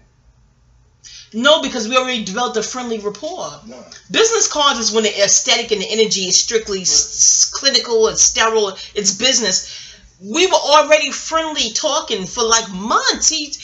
I mean, maybe he still delivers them to this day. I have no idea. But we were talking for months on post. Always respectful, always mannerable. Even then, he didn't physically harm me. He didn't touch me. He just started, harsh, like just weird, strong, primal, like animalistic energy. I was scared. I said, "Oh, motherfucker, what go?" I didn't have no perfume. I took a shower that morning, but I didn't have nothing, no scents on. I didn't have on no lipstick, no chapstick, no gloss. I had nothing on but being at home on your day off. Even so, that's it. Enjoying the house. Even so, you still took a risk. I thought he was sane. You still took a risk. Is it a risk if you think the person is sane? That's what a lot of stuff happens when somebody thinks, "Oh, he's okay. He's not. He's all right." I was on the post talking to him for months. Well, whenever they post me on, it used to be called post 4. I think they changed the post 10. I don't know. I got the post number. Being outside in public. Yeah. Communicating with somebody outside in public. Yeah. That's not like being in your place, in your own personal space. That's what Beverly said. Oh, I said her name. That's what Bubby said. That's what she said. She was like, he's still a man, and you're home alone. I said, but he felt sane. Nothing happened. Nothing got. I think sanity restored, and he took the computer, went on downstairs, got in his van, and went on about his business. But I just couldn't believe that moment happened. Then, oh my gosh, I was startled. And then he didn't bring your computer back. He said it busted. It broke. It busted. How do you know that? When he came back to the job, I was on post. Yeah, but and I asked him. Took his word for that. Why, you think it works? You think it worked? He offered me $150 for it, the parts. Did you take it? I didn't think it would be fair to take the money. Well, he took your computer. He said it busted. I didn't want to take money for a broken computer. Okay. I said, you're going to pay for a broken computer? He said, there's certain parts. Yeah. Maybe I didn't know techno language. I don't know. Why? You would have took the money? Heck yeah. No. I don't know, Pop. I don't even know what Mickey paid for that computer. My ex-husband bought me that computer. I had it for years. Oh, God, I hope Mickey don't hear this computer. Hear this video. Jesus. I don't know what Mickey paid for that thing. Did you have personal stuff on the computer? He said that's all erased. He erased it all. Yeah, right. I printed my books. I printed out.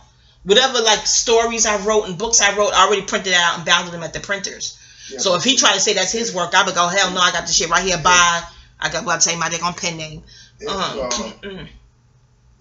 that was a risk, too, because although you printed everything out. I did, bound it, because that's how I proofread with my red pen. Did you erase them after you printed them out? I don't know. It's my computer. No, but he said everything is gone. Is quite clean. You think he has my stuff? My work? You know, I have met another motherfucker who got my book, that Pisces, that's on there. And deleted everything in there? Yeah. He could have seen it. But it's just stories. It's just my work. And not only that, he had access to your hard drive because you had the motherboard. Set it up with the password. But is he a writer? I don't think he's a writer. Why you think he did something with the work? I don't know. It would have been published by now. This is the early 2000s. See, that's I would be horrified. That's why I'm saying you just. But I got the paper version. Yeah. How would I get that? People know my syntax. He's not eccentric. He's a Capricorn. Not that there's not eccentric Capricorns in the world, but they would know that didn't come from his portal. I'm just saying, Papa, it was the early 2000s, Papa. I would never have done that. I thought he was going to fix the computer, Daddy. That was the arrangement. Did you get it in writing? Something in writing? No. No, I thought you allowed him to take your property. I thought he was going to fix it. Away from you, without any kind of. I thought we were friends. I thought we were cool. Papa, all right, so you're focused on the computer or focused on his legs doing that thing while I sat next to him in my room? So let me ask you something. Yes, Papa. After he took your computer, you say you hadn't didn't see him for a while. Because they got to post me on that particular post where he comes in to deliver the paperwork. He didn't make an effort to come try to figure you out, find you, or or make contact with you or anything? No. No, he didn't. Nor did I make an effort to contact him. After the leg thing, I got scared. And the only time you saw him again was by happenstance. They have to post me there where he comes in at, and then I saw him, and I asked him about the computer. And he was like, oh. Like he was yeah, first he saw me, it was like he saw a ghost. I'm like, what is that about? He's the one doing the leg thing in my bedroom with his legs. I'm like, what is that about? But the thing is, see, he knew where you lived. Yeah. He had a vehicle. He does. He did. I don't know. I mean, he couldn't have came and waited for you outside till you got up. He probably knew where you If I saw him waiting in front of my house, I would have gagged. I'm like, because the leg thing scared me. I was more scared about the leg thing than the computer thing. The computer was an afterthought after that moment. Here's the thing. See, whether he was waiting, I would have made some kind of effort to reach you somehow. Come to your place, and hey, I got your computer, you're this, blah, blah, blah, blah. He didn't make that effort. I think he had my phone number too. Listen, Papa, listen. The leg thing threw me for such a loop, pause, that the computer seemed like an afterthought. When I saw him, yeah, all my friends was like, why did you let him in your house? You're a woman. And my coworker, a man co-rail officer, he's a Libra. He wrote me a poem about pheromones. He was like, your pheromones. It has nothing to do with you perfume, or it has nothing to do with whether you had lipstick on. He said, Libra wrote me a poem on the spot. He was a rapper though. Wrote me a poem. Me and him didn't get along at certain points. It was weird. But he wrote me a poem on the spot, a Muslim rapper, about pheromones. And he said, here. And he gave me that poem.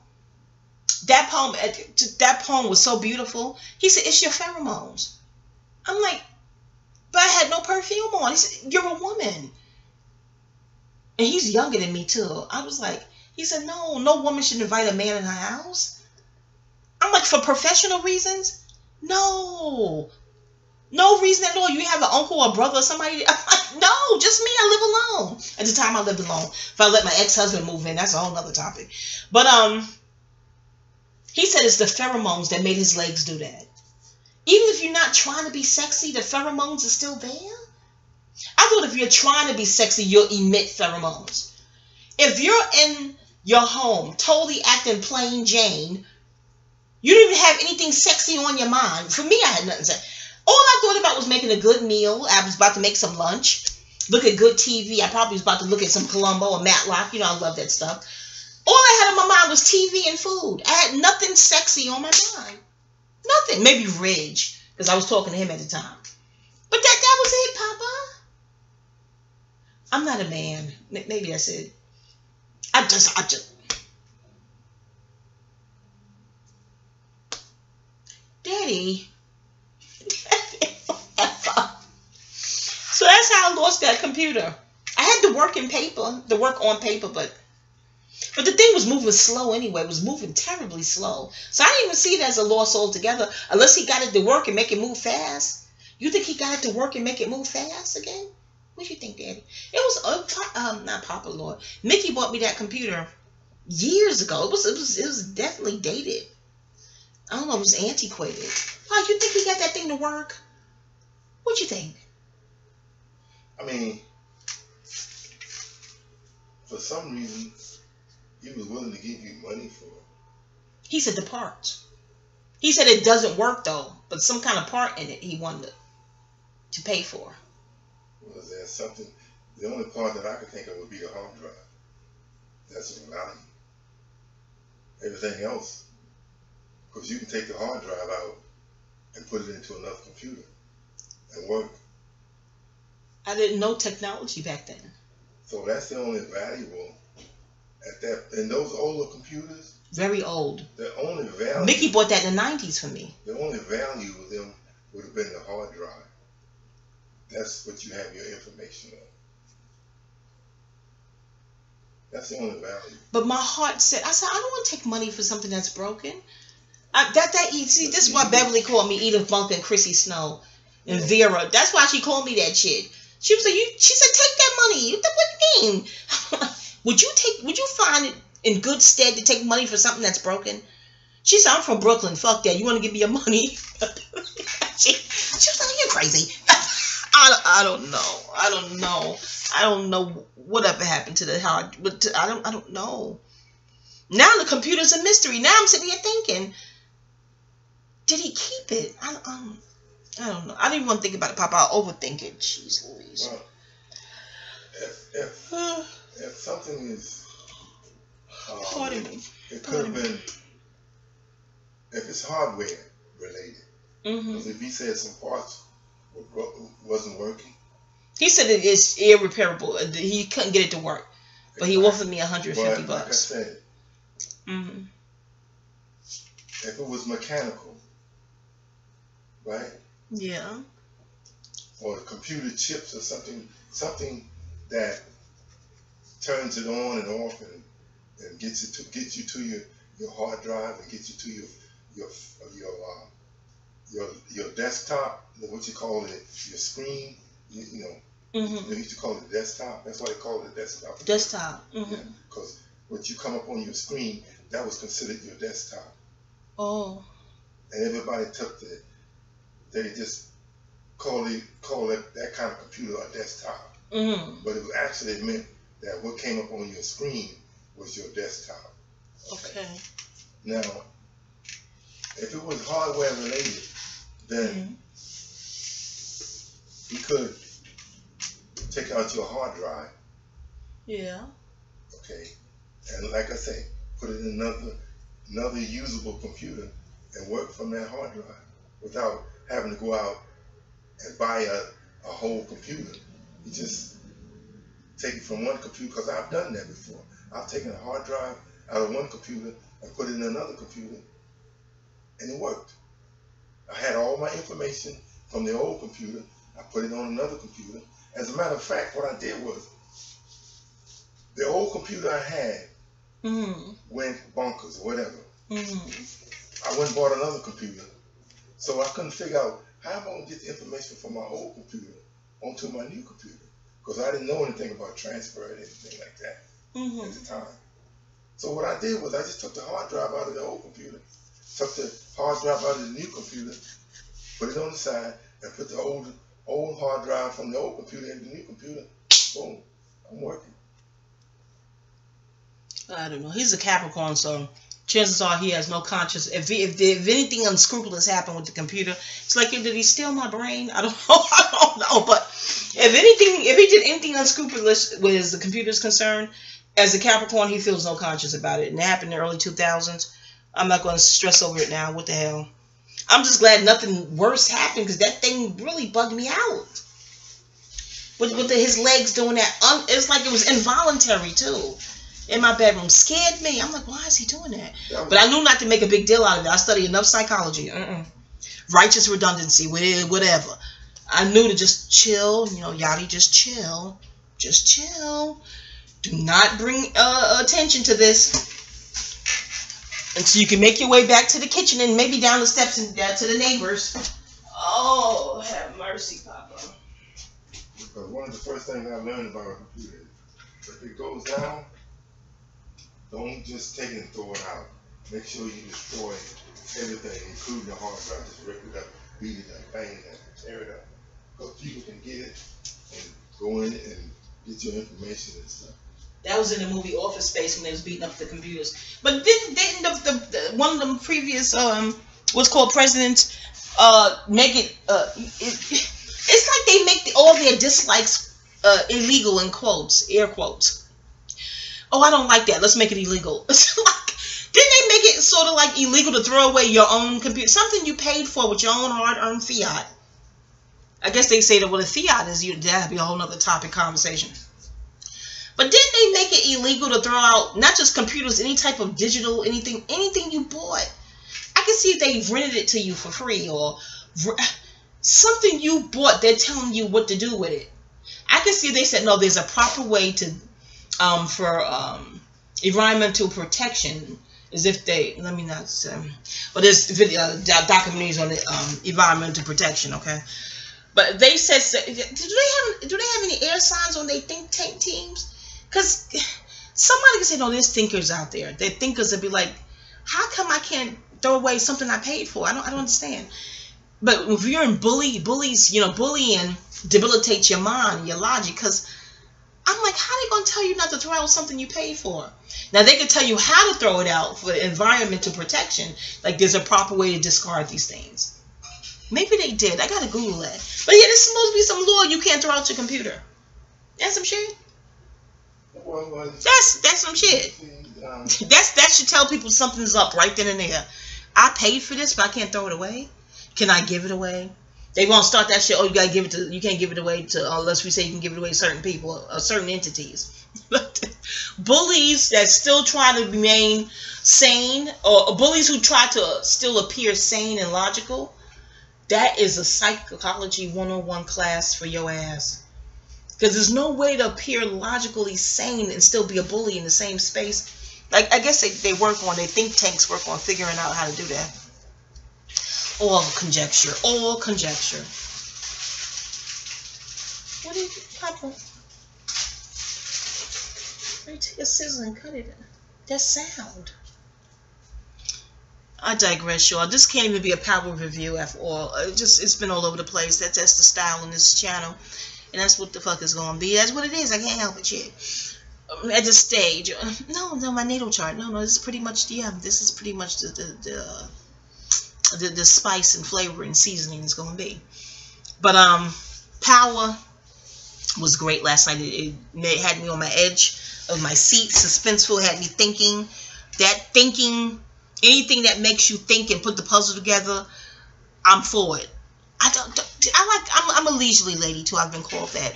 You know what I mean? Not laid back and leisurely, quirky and leisurely. You know, that's what I've been called. But I still, aside from being leisurely, want lay back on the beach and have one of them cute little pina coladas with an umbrella, and that's nice, and stare at the ocean. It's beautiful with a good book. But on the beach, still thinking and reading. But just I love leisurely like that. Love it. Go in the kitchen, cook a good meal. You know what I'm saying? But I'm going to sit and watch something. I want to put the puzzle together. So shout out to shows that do that. I'm going to tell you, when it gets predictable, yes, I still look at the Real Housewives of Atlanta. Just one of them. I used to look at the other franchise. I'm like, no. This is not a good addiction. Then shout out to Abiola. In her book, she was like, maybe we can just cut it down and just watching one Housewives. She gave me a shout out in that book. I told y'all. Sacred Bombshell and Acknowledgements. And I'm reading. I used to work for her, right on the horoscope column on her website. Am I giving out too much information? I don't have a strong following. No, all my Melanites is strong. Correction. Recalculating. Forgive me, y'all. If I had 5 subbies, strong Melanites, okay? Melanites and Melankings and Melanettes. Melon Queens. I love y'all Melanites, alright? I don't have subbies in the thousands count, so that's why I'm so relaxed and speak. Popping that's something. If subbies ever reach thousands, I don't think I'll be this. I don't know if I'll be this forthcoming. Because you're relaxed. I'm relaxed because I don't have that many followers. I don't have too many trolls and haters. Now, I had one troll. Oh, yuck. Gonna tell me how to do my pace. I'll do my pace how I do my pace. Under the Bobby Brown video. Gonna tell me to get to the point. No. I'll get to the point when I feel like getting to the point. And if I never feel like getting to the point, then I won't get to the point. I told you this video channel is for my outlet. It's not to appease egoics. Ugh. There's too many egoics in life that want you to appease them and their impatience in ADD society. I'm not here to appease the ADD society. I'm old school. Gee, tell me to get to the point. No, I didn't get to no daggone point. Not for you. And you. That shit was funny telling that. I was showing us live that night. Oh, that was classic because she kept repeating. And you were the one. And that's just classic. Anyway, y'all. Oh, Power. I know you're like, that's the point. Y'all already know the style. Wait, hold on, y'all. Hold on. Go get a snack. Or not. Or fast forward. Yeah, fast forward from here on. About 20 minutes. Just fast forward. Oh, click off. Oh, and come back. I don't know. But hold on. I should let them have some music while I'm going. I gotta remember what music is public domain. They say YouTube got something with the public domain music. Ain't that some shit they want to give you the music? That's how you know it's mind control. Because I'm like, wait a minute. They have issues with music that's public domain. And what video was I watching? It's called public domain for a reason. What the fuck? They give you specific public domain. I said, okay. There's something with the algorithm, something with the brain waves. This is some. Because I get to thinking. People should like me when I'm oblivious. You know what I'm saying? Just a free, carefree spirit. Because once I start analyzing and thinking, I guarantee you hate me. Ooh, oh no, she's thinking, oh Jesus, oh God. You don't like it when you're oblivious? You don't like it when you're thinking. Make up your mind, hatreds and detricks. Make up your mind. When it's a damned if you do and a damned if you don't thing, there's an oppressor in the midst.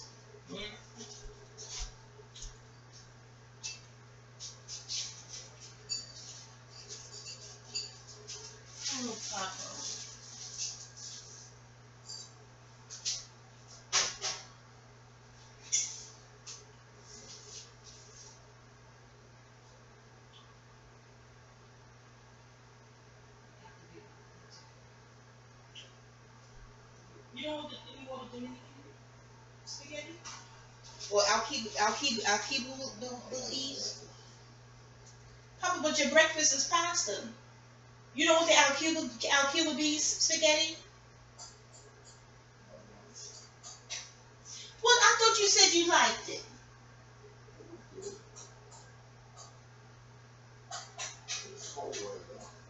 Fine, Daddy. Hurt my chubby feelings.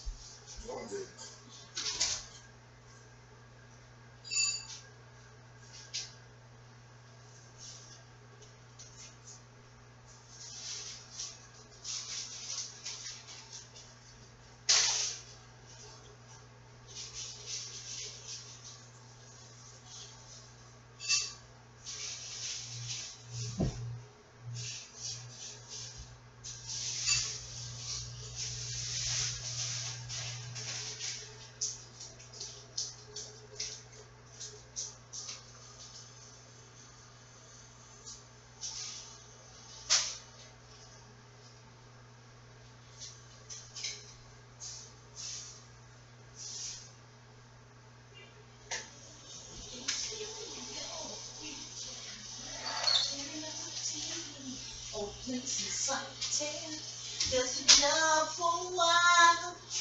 Nothing takes the place of you. Oh, just ain't no substitute. All I want is you.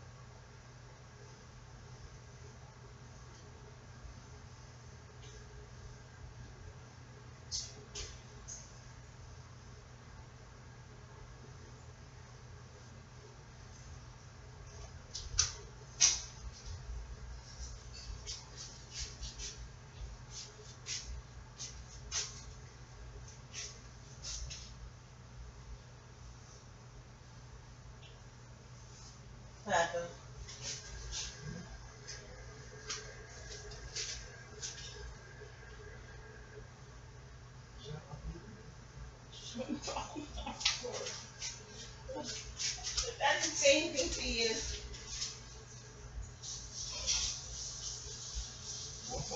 No. Thank you.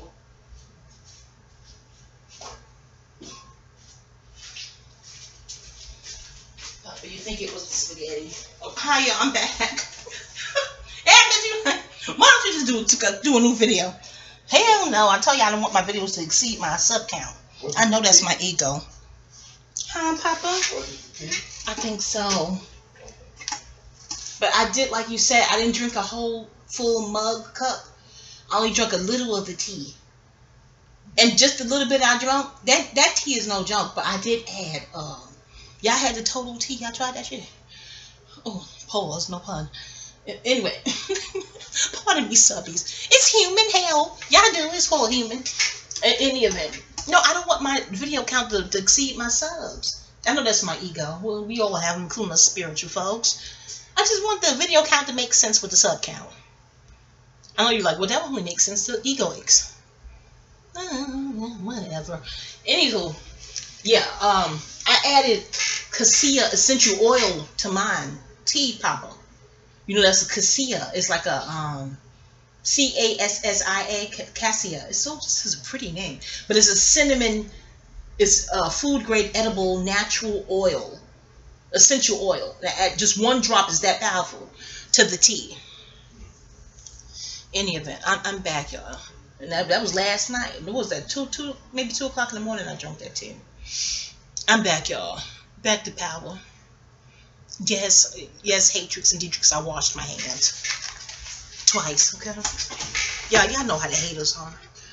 Yes, everything's beautiful, okay? Anywho, back to power. That episode last night kept me on edge, thinking. It was suspenseful. Andre looked like he trained in the military Marines where he was shooting back, okay? I don't do the video games, the young guys, I'm not into the video games. Papa, do video games help people learn how to be ballistic? Did you see how Andre was shooting back? I'm like, did he go to the range? Did he go to school and learn that shit? Or is it them video games? We know he's an actor. They done taught him and shit how to do the scene or guided him direct what's called directing. But, you know, let's say this is real life. Don't you got to go to school to have that kind of precision? Even though they got him, but still he got most of them before they got him. And the scene they showed him doing his baby mother. You see how they do the chocolate girls? I'm going to go back and see how Andre made love to the light-skinned ones. They show him making love to the light-skinned. I don't like how they showed how he was getting on. And that's not just the girlfriend. That's his baby mother. Then they're going to show him not caring about the baby mother. Ain't that some shit? Just protection for him and the daughter. The witness protection program. You know, Dre. WPP. It's just Dre. I know Dre's like, oh my, the writer was Rotimi with his bow legs. But just the writers, why? Why can't the baby mother go into where he don't feel like seeing that bitch every day in the program? We'll get her own apartment across the hall or some shit. But just never mind her, just the daughter. Just some little shit. And then you read, what else to say? What else? I didn't take notes. What else stood out?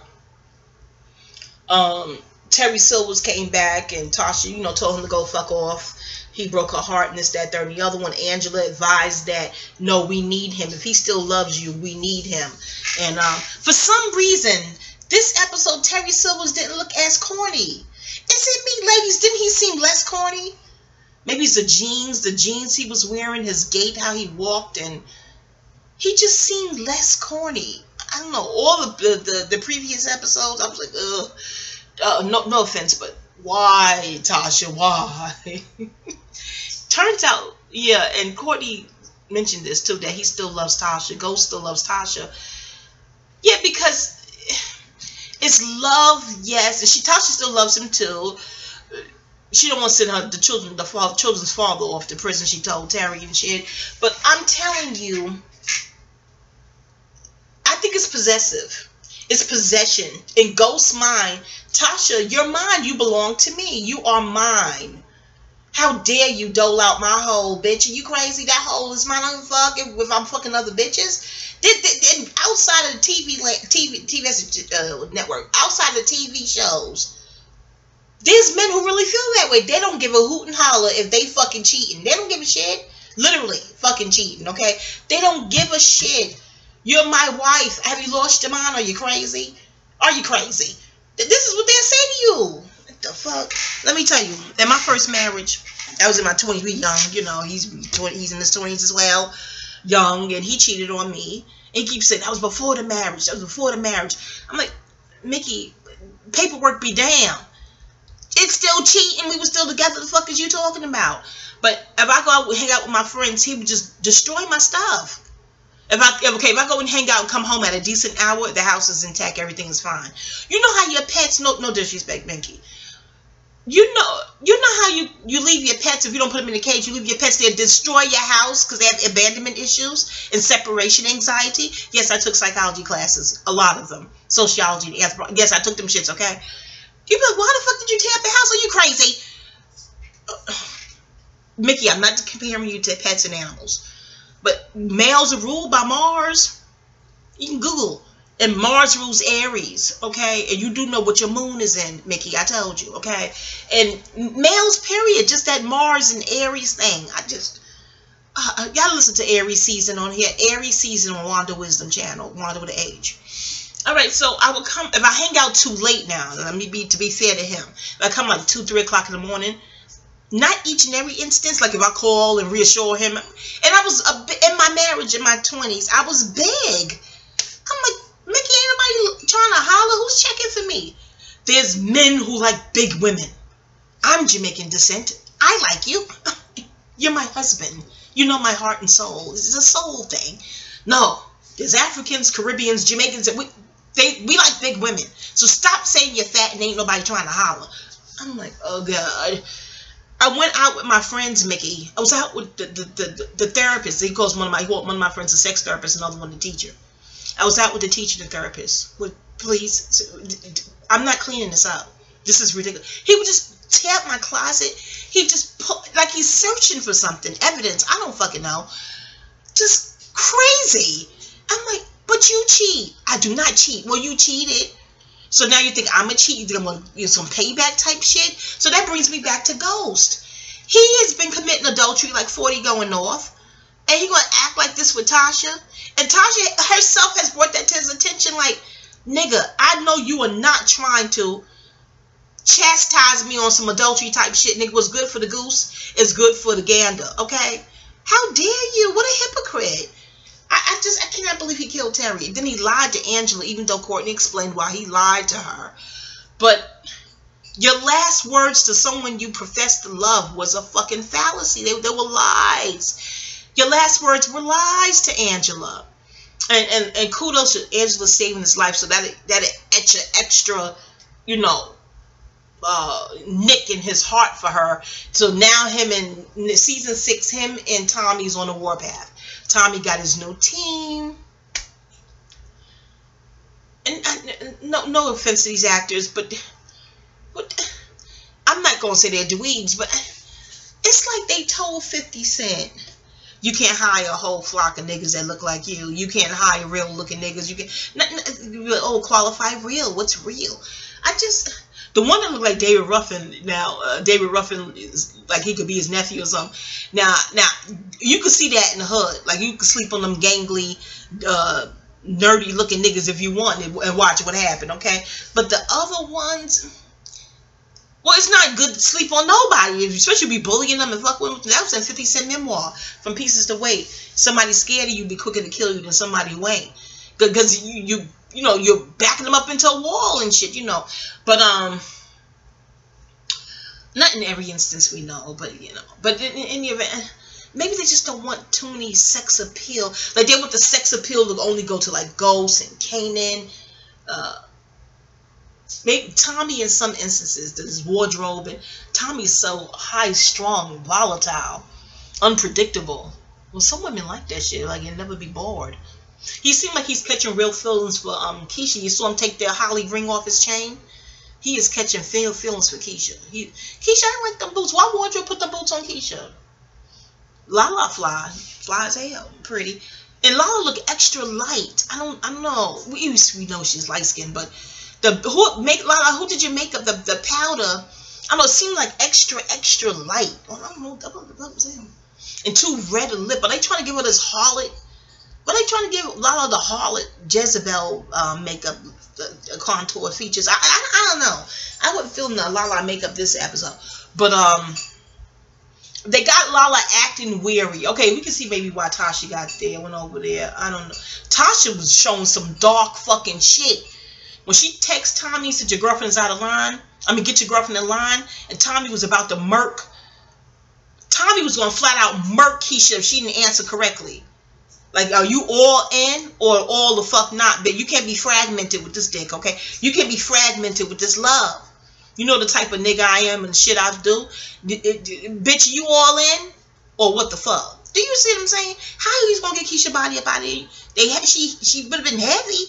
He would have been all with goes help me with that shit like Holly and shit. Child, jeez. If the Hudson River could talk, oh Lord. Akashic Records got the Hudson Rivers records. Trust and believe. Akashic Records got all our records. I digress. Not really, but anywho.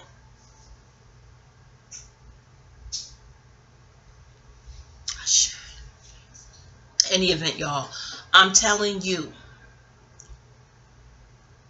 I was on pins and needles hoping Keisha would answer correctly, but Keisha's so hurt by being a good friend to Tasha, and Tasha would still find room in her brain to doubt her. But you know, when you dealing, this is no honor among thieves, or I don't know, was any honor among criminals in general, because you get panicky, you get paranoid. Once a person is paranoid, you can just etch out all the math of you never fucking wronged them over 10 fucking 20 years, however long they known each other. Like, I have a track record of being loyal. Why the fuck are you paranoid with me? But again, if they're paranoid, they're not exercising logical sense and sensibilities. Do you see what I'm saying? That's in scripts and in fucking real life. Like, this motherfucker's paranoid. They don't care if I've been loyal all these years. They don't. The brain is debilitated right now. Do you see what I'm saying? And that fake hug Tasha gave her, I'm like, why? Are you making Tasha a villain? I'm telling you, Papa don't think they're gonna make Tasha a boss, but it's looked like they try to make Tasha cold-hearted villain for some reason. You know what? After you lose your daughter, you do become maybe. Oh, season 6 gonna be hot, and 50 is directing. Yeah, because they look like they waxing Tasha heart cold. Ghost heart been waxed cold, but it's gonna be extra Frigidaire. They say, Papa, what the fuck? Why are you eating them noodles that fast? Papa, you scaring me. Did you add the whole pack of the seasoning from the noodles? You know the sodium count in that shit? And when you went back to using the pack, I thought we threw the seasoning out and put our own seasoning in. You still got to wash the wax off them noodles and shit, Papa. You got to pray over them bitches. I did all that. Fine, daddy. Papa think they're going to bring Tyreek up to be the main player next season or season 7 or whatever. I think Tasha too, or Tasha period, because when Tasha unlocked Angela's door, did you feel the energy? The energy shifted in the whole fucking shit. She's a Taurus, that actress, Notori, and I think Angela, I think they both Taurians. I looked up Tommy's birthday too. I forgot by now what it was now. But when she unlocked that shit, I said, oh shit. For some strange reason, I thought it would be ghosts that she was unlocking it for. I know. Ooh, that would have added a different dimension to it, right? Like, you got to have a menage a trois and prove your loyalty. I know, Mama, I'm telling you, I'm not sexual. I've been celibate for half a decade, okay? I'm telling you, Papa, when she unlocked that door, I thought she was doing that for ghosts, and they was going to try to get some menage a trois going with Angela and shit for some sort of initiation shit. I don't know. My mind went crazy. Ghost would have loved it. Okay, the fuck. Because I was like, what kind of twist and turn they fit to do here? What the fuck going on? But in the event, the darkness of how Tasha's energy changed in that moment. She said, I have white open, but I can open a red. She said, no, white is fine. White is fine. You know what image I got? Y'all got to get into my natal chart to understand what's going on. My marbles. The way when this is how Mayat sends me my downloads. Okay, it is with it. Shout out to Mayat. Listen to me. I share Mayat. Do I? Any event, When Tasha said, no, white is fine, talking about the wine, my mind immediately went back to Fredro Starr in that movie back in the day. I forgot the name of the movie. When Fredro Starr was in somebody's apartment in a project somehow, and the elder was saying to Fredro Starr's character, I think you got to go back to the 90s for this movie, was saying to Fredro Starr character, well, how's your mom? How's everybody doing? He's like, they all right. Never mind, if you ain't see the movie, because I forgot the name, you don't know what the hell I'm talking about. But my brain, my memory went right back to that moment. Just little piece we kept going, they all right. When she said, nah, white is fine. And I guess the coldness, the iceberg frigidaire of what's about to fucking happen, frigid foulness or some shit. I guess the Akashic Records Maya was giving me the match there. What was the name of the movie? I said even that scene was phony. That scene was not phony. Tasha was cold as hell when she said white is fine. No, I'm talking about her unlocking the door and whatnot. She knew Tommy was coming. I thought it was Ghost though. Weird. Why would that be phony? Tommy didn't need her to unlock the door. He's been in there before. He picks locks. He does. So he didn't need her to do that. No, but why have the man sitting there picking the lock when she could help him? They partners. Teamwork is a dance. That it's raining, Papa. Oh, what is going on with the weather? It's raining on a new moon. Yeah, it's good. That's good. If the rain is natural, if it's harping ain't good. Hell, shit. You know thunder come from underground? Papa, look at RFG, the channel, the RFG, the Chosen One. Richard, Frank, Gorgeous, the Chosen One on YouTube, and type in lightning. I think he spends his whole day studying. I love it because I'm a study addict myself. Papa, look up that video. Did you know lightning comes from under the ground? That's Pluto, underground. No wonder they're trying to say Pluto ain't a planet. They trying to get Pluto ostracized out the brains of the masses. Wow, because if you don't mentally clump Pluto with the rest, that must mean something if you see Pluto as outside of the sun. He is over there. That's why they say Scorpios are isolated and complex. They psychological geniuses, okay? But Pluto rules the underworld, the underground. Pluto rules massive wealth, too. You know what I'm saying? I think Olakul has something to do with Pluto. Okay? Your robot, I think so. But lightning coming from underground, lightning is Shango and Oya. Ashe, Papa. Lightning coming from underground.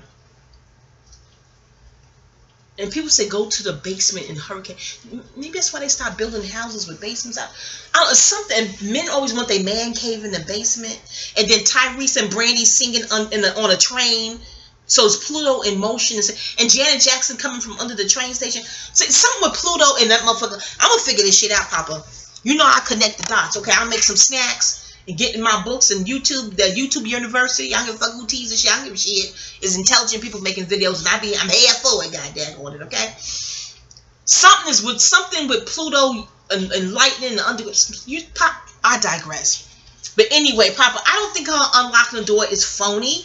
I think if you're working with a team, you're supposed to make it easy. Bonnie and Clyde type shit. Do you see what I'm saying? What I couldn't make out is what they wrote on that note in the classroom scene. That classroom scene, going back to your old classroom, I think that's phony. How the fuck they got access into the school? But what did the paper say in the blue ink? And then they use blue ink? What he said. He said we should kill her. Did they write bitch or they wrote her name? He just wrote out like we should kill her. I didn't see her. I thought it said bitch. We should kill this bitch or something. Well, maybe. I gotta look at the repeat. I probably watch it tonight at 9 with the people who look at it on Sundays. And Tasha said that about talking about, oh, wait. Yeah, the idea. So while she's teaching them, they say that shit. No, but did they get that paper to Ghost? The paper didn't go to Ghost, did it? No. Just between those two. Oh shit! I gotta look at it again. Because Tasha wanted to pick her brain for what else she knows. Wow. But I think getting into the school was phony. How you get access to a public school? The shit's just open? Don't they got a custodian living in that bitch overnight when there ain't nobody in there? No. Papa, schools are not just open when it's off season. Are they? You won't get me trying. They got cameras. Don't they got cameras outside the schools now? Probably not for the good of keeping shit logically insane. Oh, it's raining like the Cootie Brown. I watch you play like it was saying new thing. Or you let the air come in, Daddy. Let the air come in. You close the door. You know, we should start locking the screen door. Did you hear what happened? Allegedly happened in Dallas. People don't know it was a psyop. It's just to that baby. Because go to Geometria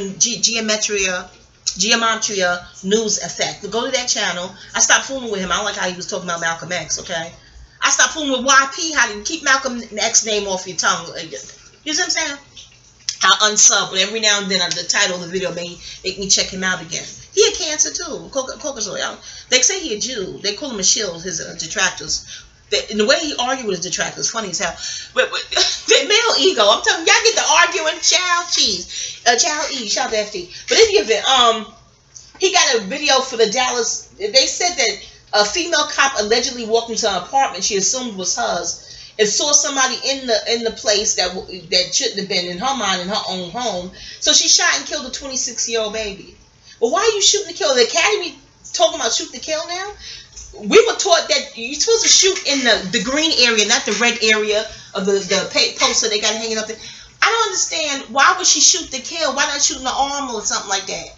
You know what I'm saying? Let them take them off and take them to get it, you know, indicted and all that other shit. Papa, per the video on Geometria News Effect, that's some sort of, is either a psyop or ritual sacrificial kill for 26 or something with the NFL. Check out that video, Daddy. I'm telling you. But my thing is this. And Read Once a Cop by Corey Pegues, Booby. We grew up in the same hood. I didn't know Booby became a cop. I'm like, oh shit, Booby became a cop? I'm so proud of him. He a Capricorn too. Anyway, Papa, in that book, he spoke of an incident. And I'm from New York. I'm like, God, was that on the news? I have to Google it. How they went into a woman's apartment and threw one of the Molotov cocktails or something in there. And the woman had a heart. That would scare anybody. That woman had a heart attack and died. A woman in her 50s, you know what I'm saying, relatively young, and no cop went to jail. Nothing happened. I don't even know if they lost their pension. Nothing happened. Why? They logged the incident a mistake. They didn't want to punish their cops for a mistake. Meanwhile, niggas are punished for breathing. And breathing is legal, last I checked. Breathing, being present and breathing. Okay, breathing while brown. That's enough to merit death or some shit. With this sister, at home, minding her business, probably looking at TV about to cook dinner, and they throw that in hot. They got the wrong apartment. How do professionals? First of all, they stake out the place for years and months and all this month to build up a case to get a warrant. The judge and the clerk got to sign it to make it a warrant. Even if they got the no-knock warrant, you still got to get that on paper. That is a no-knock warrant on paper. So it has to be probable cause for this to even happen, that you don't have to knock on a person's. Maybe I went to the wrong academy at the wrong time. We were taught totally different of violating someone's privacy like that. Anyway, this sister passed away. This is in Booby's book, Once a Cop. Read that, Daddy. And I'm sitting here like, and one professional making a mistake, but a whole group of professionals making a mistake, going to the wrong place, the wrong unit. And don't they like listen to the door and all this noise? It just I don't know. So, but anyway, according to Zach, some things are ritual killings, sacrifices. Look at So Madame's channel too, baby. Fame versus Sacrifice, Hollywood, about the sacrifices and stuff. But I'm like, I thought that was just celebrities, family members of celebrities. Regular people? Oh my God. Oh God, the average Joe, the average Jane? What the fuck? But let's say studying the person's birthday, they make sure the geometry and the math. And man, check out that channel, Geometria News Effect, Daddy, for the 26-year-old young brother out of Dallas, Texas. Just, my thing is this, what brought this back to memory. When you enter somebody's house that you assume is your own home, you would notice right away the decor, the energy, the decor, your artwork, the pictures, the smell of your home. You know your home when you turn the key. But here's the thing. What if there was no key? That's what I got to turn the key shit from. Because I'm like, how did I get on this house? Okay. If the man had, the 26-year-old had his door open with just a screen door there, she could use that. Like, oh, it wasn't locked, you know. But if you left your own place, did you leave your own place unlocked? That's a mystery right there. I don't know. Part of my Columbo teas, my Matlock teas. If you thought that was your own apartment, didn't you use a key to get in? Did the key work in someone else's apartment? It doesn't make sense. And if it was unlocked, did you leave your own place unlocked? Something is very fishy. I don't know if she was a neighbor and just watching him and was envious and jealous and wanted him and didn't have the patience to wait to really meet him and encounter him and interface him in a sane way. Was she watching him? Huh? What? She was melanated? I don't think the cop was melanated. No, she gets away with it. No, she wasn't melanated. Google it. The 26-year-old allegedly got... Didn't Zach think it could be a psyop to rile up the emotions of melanated people? Like, you know, it's rumored that they want a race war, but they know that we won't start anything with them, so they got to start it with us. So they keep doing these things with the hope that we'll act out and wild out so they can implement the purge through what's called martial law. This is the rumors on the internet. But being that we won't react how they need us to react to implement martial law, they keep doing things to get the reaction they're looking for. But if they keep giving us GMO foods and they allegedly dumbed us down with the fluoride in the water allegedly in the public schools, what some people call the public food system, they don't have confidence in how they programmed us to be docile. So if they programmed us to be docile, what reaction is it that they're looking for? It's just a damned if you do and a damned if you don't scenario. But that's how you know it's an oppressor. The elders told us that years ago. If you're in a damned if you do and a damned if you don't scenario, you're in a scenario with an oppressor. Point blank, period. They're not mentally balanced, so it's going to be a damned if you do, damned if you don't. But I'm talking about the common sense. When they sit at the round table with their think tanks, the common sense of saying, well, we this is alleged for legal reasons. We got the GMO going. We got the fluoride in the water going. We got the immunization shots going. We got the public school systems going. We got the church going. But I heard they want to take away Christianity, Buddhism, and everything. I'm like, oh, the Buddhists? What they got to get? What they got to get into us? But I hear they want to take away all that shit, and everybody stick with one world religion, which is I think will just be Catholicism, Catholic. I'm not sure. This is all internet rumors, conjecture. Okay, speculation, chill, speculation. But they got all these systems in place to control our mind. Why don't they have confidence in the systems they have in place? That's what's so bizarre. They don't have confidence in their own stuff. It doesn't work. I think there's some staunch Christians out there. It's working for a large amount of people still. You don't think so? Well, of course, there's those that want to be that way. You have some melanated people that just want to go along with. To get along. You know, I don't know, it's something is in their psyche or in their DNA that's all killed them. Some say that's a GMO in the immunization shots, in the food, in the water. But I just don't know how they can intellectualize somebody going into the wrong apartment and doing that. But if you, how can you intellectualize that? But if you notice, a lot of the babies are coming out now. They're coming out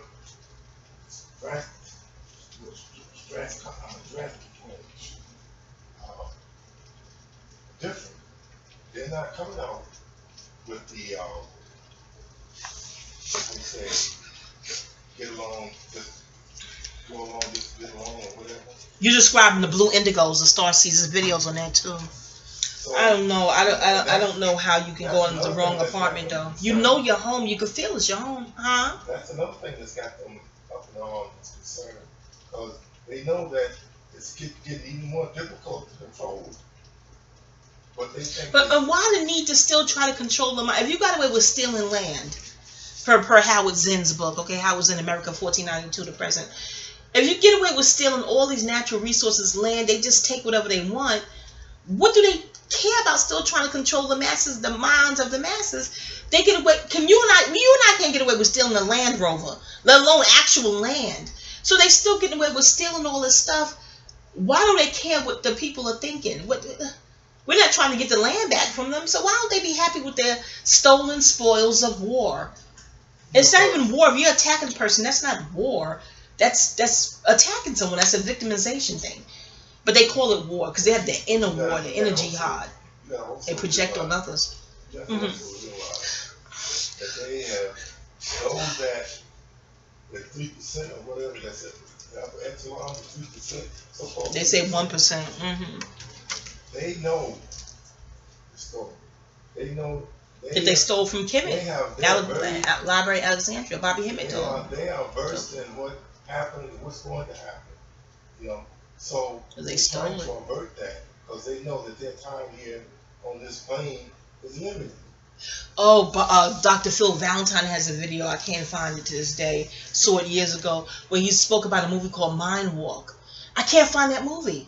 I check eBay. The movie is called Mind, M-I-N-D, Walk, Mind Walk, and he spoke about that movie. And then in that same is a short video too. I put in Dr. Phil Valentine. I still can't. It must have, maybe YouTube took it down, but he spoke about how that's what they fear. They fear that they'll be extinct. And I immediately thought about how they make so many animals extinct. I'm like, why are they making these animals extinct? Why are they doing that? Maybe because they fear themselves that animal stays, they'll be extinct. I don't know, but that's what he said. He said that in the movie, that they behave this way because they have fear of extinction. That's in Dr. Frances Cress Westland, blessings be upon her spirit. I do. She said that in her book, The ISIS Papers. Okay, that legendary book. They have fear of extinction. But I'm like, if they keep procreating, why are they fearing extinction? Don't they have babies? Pop, the whole thing is just illogically insane. I don't get it. I keep studying to sort of try to figure it out. Not to just brag like, oh, I got it now. But just to know, I'm a truther. I'm a truth seeker. I just don't. If you have all that fiat, you seen the film Thrive? Look at Thrive. Even other Caucasians at the end of that film says, we don't understand what is their end game. They got all the money in the world. What is the end game? Why do they still act like that with all that fiat? I think even with all that fiat, they still feel empty. There's an empty feeling they feel despite all the fiat. And they feel like that empty feeling is someone else's fault. And goddamn it, it's the niggers' fault. We feel void and empty because they keep taking everything. But they took everything from us, so what the fuck are we taking? Whatever we taking, maybe from each other, not from y'all. So what the fuck? There was some courageous melanated that went and took that from them.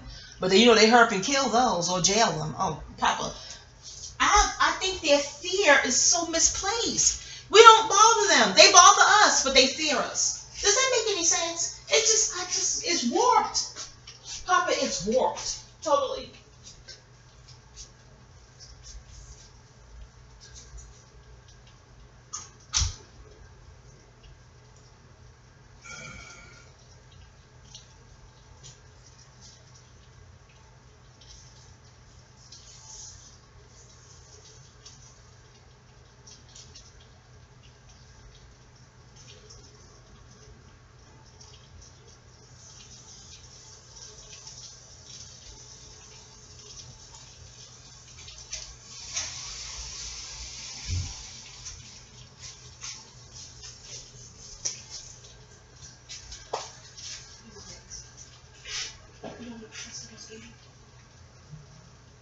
Oh. Yes, I did, because that's why I asked you. No, this is for him. This is his. Oh, no, he goes.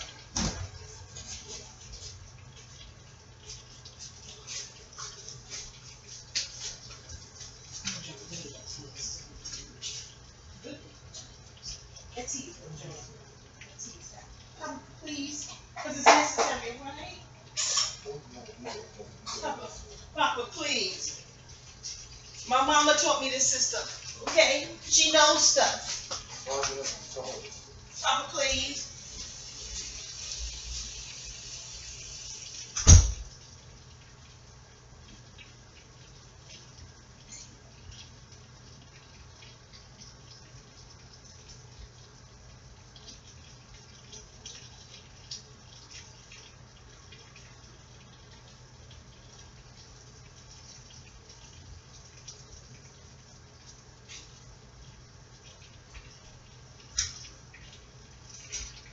It is raining. It's so romantic. Oh, it's raining cats, dogs, and orangutans out there. Why you cut off the You close the door, you don't like the sound of rain? It's so romantic. Oh, it's a jar. All right, fine, Papa. Papa, you question me? I can question you. I have the authority to question. Papa, you better watch your tone. Your Lord should not. I can question you. Why do you question me? Tell you why I'm questioning you.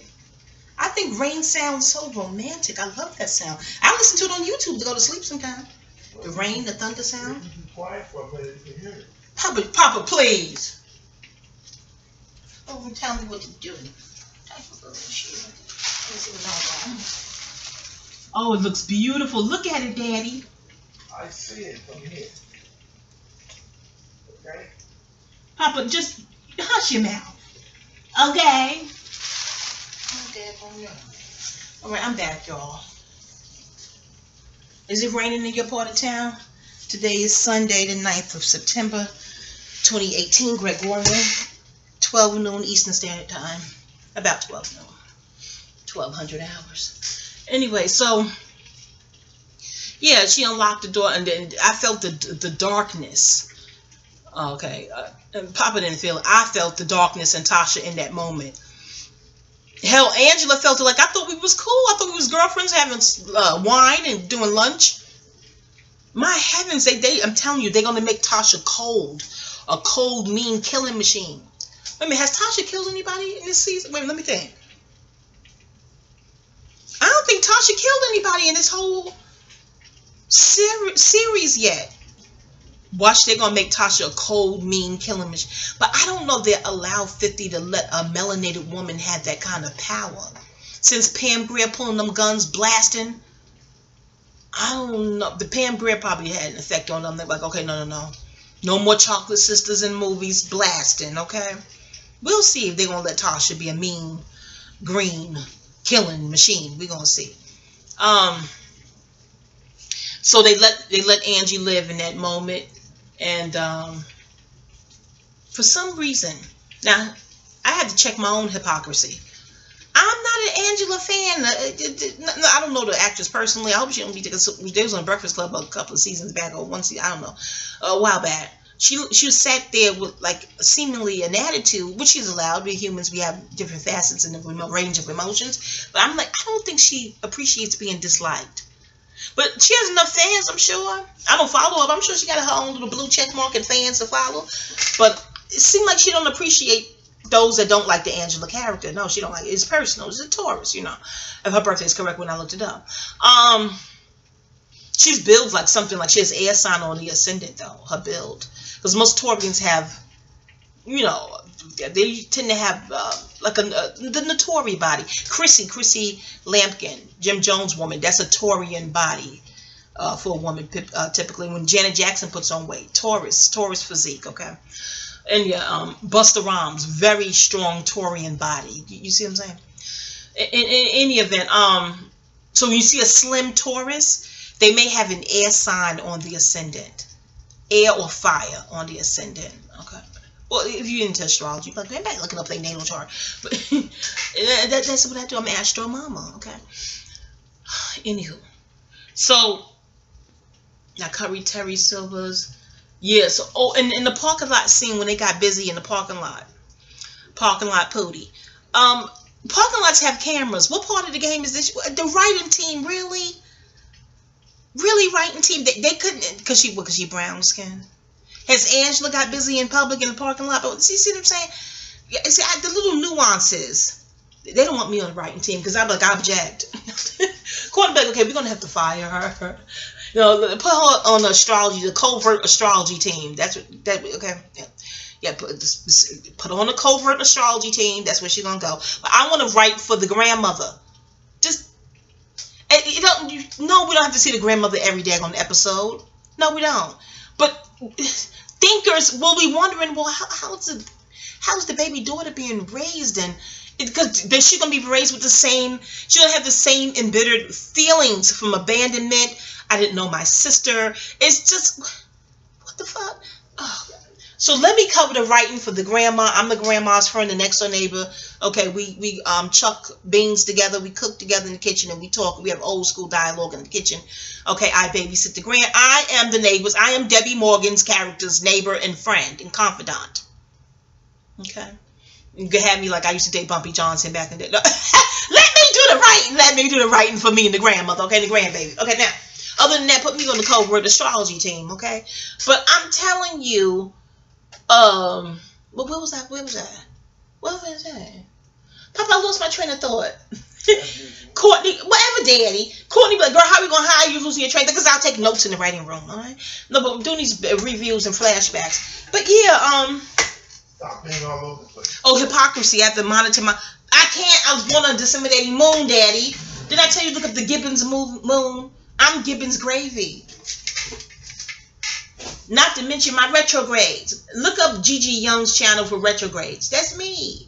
The detective work and never mind, Daddy. Daddy, I taught you how to read the natal chart. Okay. All right, now where was I? Now, my hypocrisy. That's what I had to tweak it. I'm not an Angela fan by no stretch of the imagination. Because I don't know if they're doing black and white magic and that shit. You know, the polarities. I'm telling you, I felt the way when she. Oh, here's a spoiler. If you didn't watch it, you're a Sunday 9 p.m. watcher. Just get off right now. Click off. Let me click off.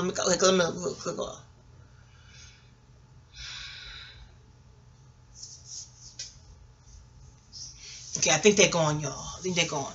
This is strictly for those who watch it Saturday at midnight. Okay, I think they're gone. Then that's Elegba too. The midnight hour. Don't y'all think 50 Cent is Elegba? I don't know. When he started wearing black and red, because he has a lot of Gemini in his chart. I think he has a Gemini, Mercury, and Moon. Other astrologers, y'all know what I'm talking about. I'm like, is he Elegba? And the way the jokester, the thing he does, yeah. In any event, I'll show you Elegba. Anyway, so let me tell you what I feel to say. I felt the way when Angela got murdered. Didn't y'all? I'm like, oh no. Did I already say this shit? I don't remember. Whatever the fuck. I felt a way. I was like, oh no. Now I like, she was saving her man and this, that, third, and the other one. And Tommy looked like he enjoyed that moment too. He was aiming at Ghost, but it looked like he enjoyed. So now it's gonna be Tommy and Ghost. And Kanan said that. Kanan said that. He did say that before he made his exit off the show. He said that. Who was he talking to when he said they'll do each other? Oh, one of them Serbs. I forgot the name of the person. Wow. So season 6 is all about Tommy and Ghost fighting each other. Which will I hate when good best friends break up. Best friends break up. Don't you? I've excommunicated a whole bunch of besties and homies from my past. I don't know if I hated that. I hated how they treated me. The fuck. I don't even know if I hate the hate, because the hate is the emotion, but a sane hate is I don't fuck with them and they distant. It's I don't fuck with them. I'm gonna fuck with them and fucking bother them and the bully beats, that bullshit. That's a whole nother. That's on Memoir Mondays Patreon. Join the Patreon. Wandah 55. Wandah with an H. Patreon.com/Wandah55. Okay. No, I'm not 55 years old. I didn't even reach 50 yet. Don't be facetious, Dietrich and Hatrix, okay? Wandah 55. $2 a month, you get to hear, if you're even into this stuff, because people trying to speed my pace. If you into audiobooks on YouTube, aren't they the shit? Don't y'all make a bunch of popcorn and get in bed with a candle and some wine and just in the dark, you know what I'm saying, and listen to audiobooks? Oh, shout out to the audiobook uploaders on YouTube. Thank y'all. When you just through with looking at the visuals on a video on YouTube, or you don't want to watch it. I don't have cable, but you don't watch it on TV or a DVD or whatever the fuck. Look, I'm gonna make some herbal popcorn with olive oil. I'm trying to keep it healthy, and some white wine spritzers. Make the room dark, light a nice candle, and listen to audiobooks. Oh, it be the shit, man. It be the shit. I listen to Debbie Reynolds. Her daughter, Carrie. I like Carrie. Blessings be upon their spirit. Ashe, healings to y'all. I know it's a conscious person saying, did she just Ashe Caucasians? I like Carrie Fisher. Now, shit. I do. But their audiobooks and No wire hangers. What's her name again? No wire hangers. Joan Crawford. What's that her name? I listened to, because I don't have cable, and I was so hurt I couldn't see them when they came on FX. Pop, if you in Best Buy, please see if the Joan Crawford, not Debbie Reynolds, Joan Crawford had beef with somebody. What? She got Betty Davis. Okay, they both was Aries too. You know that was severe beef, honey. They both Aries, the God of War. Shit. Betty Davis and Joan Crawford, they did some shit for them on FX that listen. If please, I hope they. You know what? Google. Did they put it on DVD box kit yet? If you're in Best Buy, please see if they got it. I want to see it so badly. A fellow Buddhist invited me over to her house. No shade to her. She invited me over to her house. She has cable. She was like, "Oh, you come watch it over my house." I said, "Okay, I'll bring the refreshments," and I did. But she talked. I know you like, and you are talking. Yes, I know the pot calling the kettle black, and she's Caucasian, so the pot calling the kettle cream. No pun. Coffee pot. Any event, what I'm saying is, she talked throughout the whole thing. I couldn't get into the shit. I saw one episode. I think she had them on demand. Somehow they could save these things or film them or tape them or record them. I don't know. I film. She was able to pull it up. So she was like, okay, you're going to watch episode 1, and the next week you come back. We had the whole thing lined up. Next week come for episode 2. I'm like, cool. Like, she didn't eat popcorn, so I said, I'll bring you other snacks. I don't believe in going to people's house empty-handed. Just tacky, you know what I'm saying? I bought snacks. I think I bought a gift, something for the house. And she was like, oh, I want to give you a gift. And she gave me a book. Thank you. She don't even know I got a channel. She don't know all my stage and pen names. You know what I'm saying? But, do any Buddhists know I got a channel? I will hope not. But she cursed a lot. Well, Buddhists cuss. I don't know if they cuss as much as I do. But, no, I don't know if Buddhists know I got a channel. No, one Buddha, I think she knows. She may have forgotten that. Never mind. The point I'm trying to make is, you can't be rude and be like, can you please shut up so I can see this TV show? But you can't say that's wrong. And you a Buddha? Then we had to chant when I got there. I'm like, I chanted at home. She said, no, let's do the evening chant. I'm like, well, I do mine a little bit later on when I get home. She said, no. When you visit a Buddha, they want you to chant with them. They do. That's just what it is, okay? Well, if you're a member, they don't gonna force you being no Buddha member. So we chanted, and we got everything on wine, and she's a water sign, so you know I want to. You know what I'm saying? Aren't you? If you're an astrologer listening, aren't you extra sensitive? But not more sensitive. You take extra care with water signs and fire. Water get a bad rep for being super sensitive, but I find fire signs to be super sensitive too. But like, oh, that's more ego based. Water is sensitive from the heart, so their sensitivities is more substantiated. And, you know, this is an astro ciphers we talk, but I find them both to be sensitive, very sensitive. The water and the fire, and Virgos, which is earth. Capricorns too, maybe because it's opposite Cancer, but never mind. You look, girl. Okay, let me get to the point. I know we all sensitive. Marvin Gaye done sung that to us at the height of one of his hit songs. We're all sensitive people. Yeah, blessings be upon your spirit, Marvin Gaye.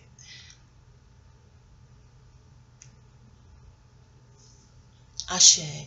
I know you mentioned the legends, the luminary names that's out of the husk. You know, just that Marriott gotta go up. But even nice lady, and she chubby. You know, I'm partial to the fellow chubbies, and it just talked through the whole thing, and not necessarily talking about Betty Davis or Joan Crawford. I'm like, I can't watch this with her. I won't enjoy it. So I saw that one episode, as much as I could see of it, and that was it. I didn't go back. I forgot how I got out of it. I think she emailed me, like, I'm like, oh, no, I'm going to have to pass, and no, don't worry. And I think I told her, like, one day, I think I'm just going to buy the DVD box kit or get FX or something. Anyway. And I wanted to get FX for Pose. I heard that was good. For the music alone. And I used to run with the house. I was about to say the name.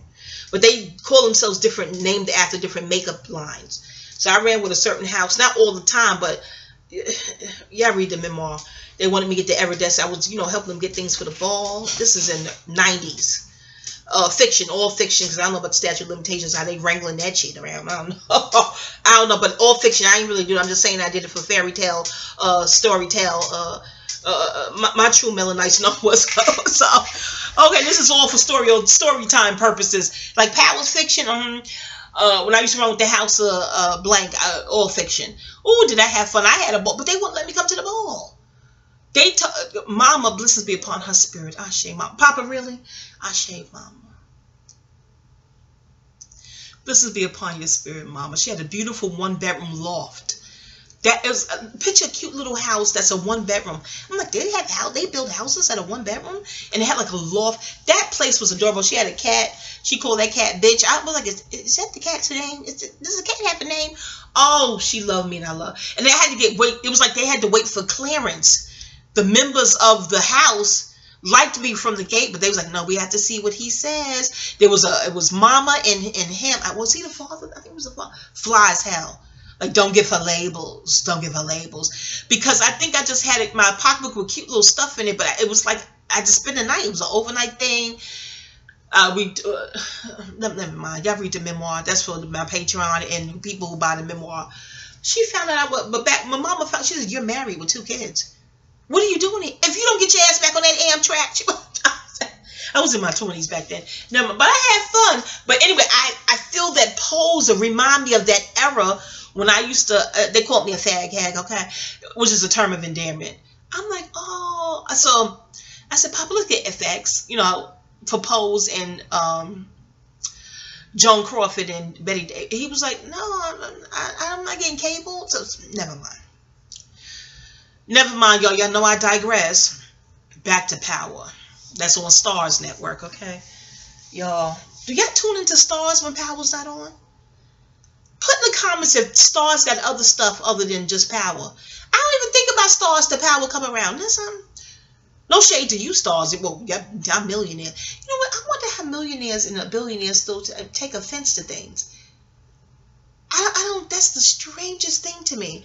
I'm like, well, they're still human, but I don't. I've tried to, if I didn't succeed, develop not giving a fuck with no fiat like that. To be a bona fide fiat millionaire and give a fuck with the public or whomever say what.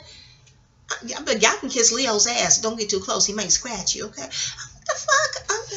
But I don't know. Again, I guess I would have to be a millionaire and see. Once I get there, maybe I'll see it. I don't know. But I give a fuck. All that fiat? Not just with Stars Network. Anybody with big fiat, big bowling out of control that seems sensitive. I'm like, how? Or get angry at the slightest thing. Remember not 50 Cent, Heavy D, blessed be upon your spirit. Oh, Heavy. Oh, I love Heavy. Ashe. Love you, Heavy. Oh, y'all heard the CL Smooth video? When he's, it's on here, so is it Drop a Gem on him? I like your channel, by the way, Drop a Gem. Yeah, I was enthralled with that CL Smooth interview. But he mentioned how Heavy picked him up. And, oh, yeah, you can hear it if you want to. If you're into old school hip-hop, anything like that. CL a Libra. Pete Rock a Cancer. That's a square. Cardinal, you know what I'm saying? Angles, you see what I'm saying? But in any event, back to Power. How did I get there? I'll rewind later. These videos are for my own Psych 101 purposes, okay? But back to Power. Because this is about to clip off. They don't give you shy of 3 hours in this PC here thingy. That episode was really worth every 75 minutes. And I was like, ooh, it's going to be long and juicy, smooth, man. That 75 minutes was so good, it felt like the same 60 minutes, didn't it? No commercials. It still felt like 60 minutes. And Omari Hardwick, very good actor. You could feel the love he has for both women, his wife and his mistress, and Angela. And that is married life. I'm like, why is he speaking to Tasha so brash and abrasive? But and I'm not excusing it, but it just seems like, what is that with the married life? Back in my first marriage, y'all, I remember I was in Mickey got his first royalty check, so I was going mattress shopping and furniture shopping in general, and on Queens Boulevard. Was it Sleepy's? I don't know, but I remember picking out something, and I sent my husband and something. He was like, "This is the guy, a man who worked there." Oh, you mean your man or your husband, like on paper? No, my husband. Yeah, we went to the courthouse right down the block, right? Queens Courthouse. Cute God, yeah. Right down the block. That's where we got married. He was like, oh, your husband, like a real husband. Oh, no, you're not going to get anything. Now, if you were a mistress, you would definitely get it. Yeah, you're not gonna get it. I'm like, I beg your pardon. He said, no, not for this price. Now, I can give you the wife price. You know, the price that the husband agree with. We can look at the mattresses over here. You know, you can do your whole bedroom over for the rate that, you know, a wife should do it. But the mistress, you can get whatever you want. I already know how this. I've been on the planet long. This is an older Caucasian man, big man with a big belly. I remember him. Not obese big, but, you know, I never forget his face. I forgot his name, though. I asked the sign, too. You know me, Astro Mama, but I forgot the sign sitting here telling you the shit. He was so convinced that there's a specific wife price versus a mistress price. That was in my 20s back then. So I'm like, what the fuck is he talking about? I came back the next day with my Mickey and my husband, okay, Mickey, and we bought the mattress set I wanted, everything I wanted, okay? He was like, oh, then you must be newlyweds. I said, no, we're seasoned. The hell you talking about? You ain't gonna get it. You gotta look over here in the wife area. What is he talking about? But now as you get older and you look at life and examine life, you be like, oh, I see what he's talking about. You know, how the man treat the mistress versus how he treat the wife. This is back in the days now. I'll tell you, I'm pushing 50. I ain't early 40s. I ain't mid 40s. I'm late 40s, okay? I'm telling you, no shame. Life is age. You know, people always trying to age shame when age equates to life. Is that life shaming? Just like the job shaming. Shout out to Jeffrey Owens, you know what I'm saying? I bet whoever took your picture, she feel foolish now. I bet you she do. She did that. She was the she that took it. I don't know whoever the fuck took it and uploaded the radar online. You feel icky now, don't you? You're feeling icky. You wanted to shame him, make him feel horrible. And look at all the love that came back to him. Ooh, that person must be pissed. They facilitated love. They didn't want to do that. Ooh, that wasn't their plan. Ooh, they pissed. Ooh, they home. They probably, the ego was so icky. The downside of the ego is flawed and fragile and wily. It's so icky. It's probably home. The person that took the picture is probably like, they should thank me for uploading it to radar online. They should thank me. I bet you they home saying shit like that. That's how warped the ego can get. They probably want like a thank you in the mail with a check. Like, because of me, he got a job with Tyler Perry. He could send me flowers or something. I'm telling you, the ego is weird like that. It intends to hurt you, not for you to monetize from that hurt. Ooh, bullies are weird. Oh gosh, I digress. Now that's a form of bullying too. Yeah, you never hurt me, you never wronged me, but I want to wrong you. That's a bully. It is. Now if you wrong them because they wrong you, you on defense. Not that it makes it right, but you're on defense. Not that, you know, payback is right, but it's a balance there. Like I'm reacting. I didn't act. This is not an action I took. That's the action they fucking ass took. So now I'm gonna react to the act. Okay, it's gonna go down about like 5, 4, 3, 2, 1. Don't wait. I don't know why I took last night. I'm about to do 5, 4, 3, 2, 1 with Janet Jackson. 18. What's the song? Rhythm Nation. I put the fingers up with the black glove. No, I have the black glove. I have gray gloves. Never mind. Listen to me. If you don't like quirky people, get the fuck off the video. Shit. And if you like quirky people, just don't like me and my brand of quirkiness, then get off the video still. What the hell you here for? Okay, not you Melanites. Y'all know who it is. The haters, the trolley haters. Now, I digress from Jeffrey Owens. Don't that sound like a track and field runner? Didn't we have a track star named Jeffrey Owens, Papa? Jesse. Oh, Jesse Owens. I wonder if he was named after that track and field star. Didn't they feature the Jesse Owens thing in the movie Get Out? I gotta look at that movie again. But did they mention it? Never mind. I digress, y'all. Pardon how my marbles spin. You get your downloads, how you get them from whatever moon you was born under. I was born on a disseminating moon. So if you don't like scattered energy, you don't like oil, you don't like, you know what I'm saying? Never mind, I won't get too deep here, okay? Listen. Like the great man said, find me, look for me in the eye of the hurricane. What he said, baby? Find me in the eye of the hurricane. Am I quoting it right? Leo, blessings be upon his spirit too, I share.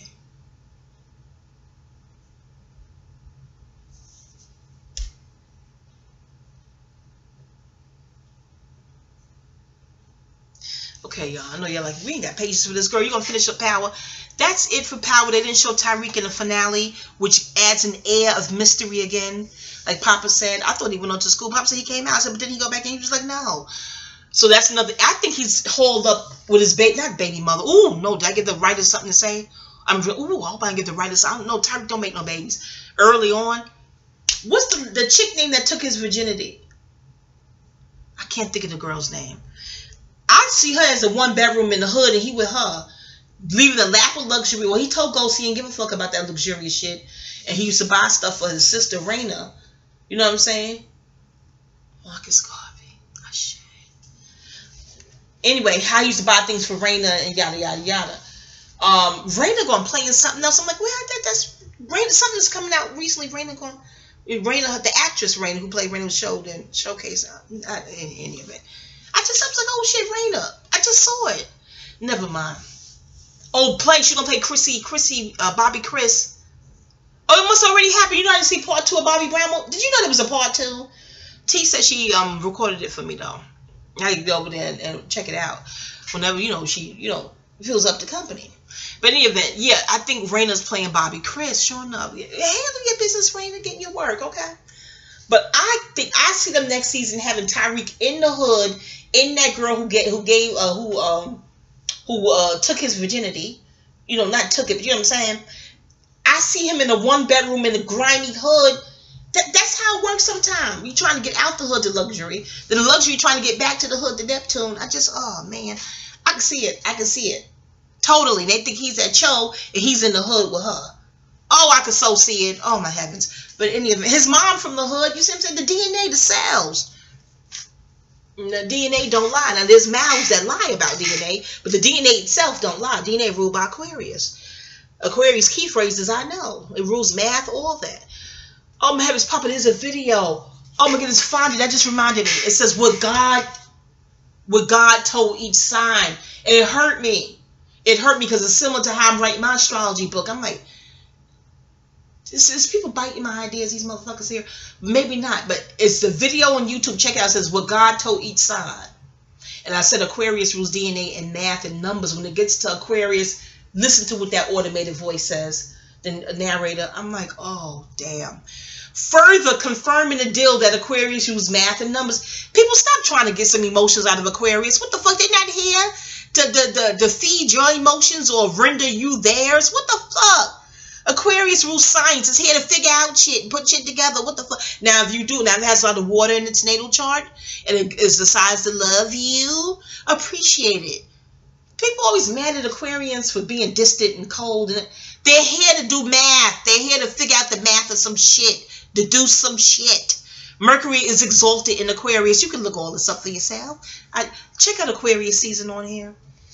But I did that one before I saw that video what God told each sign.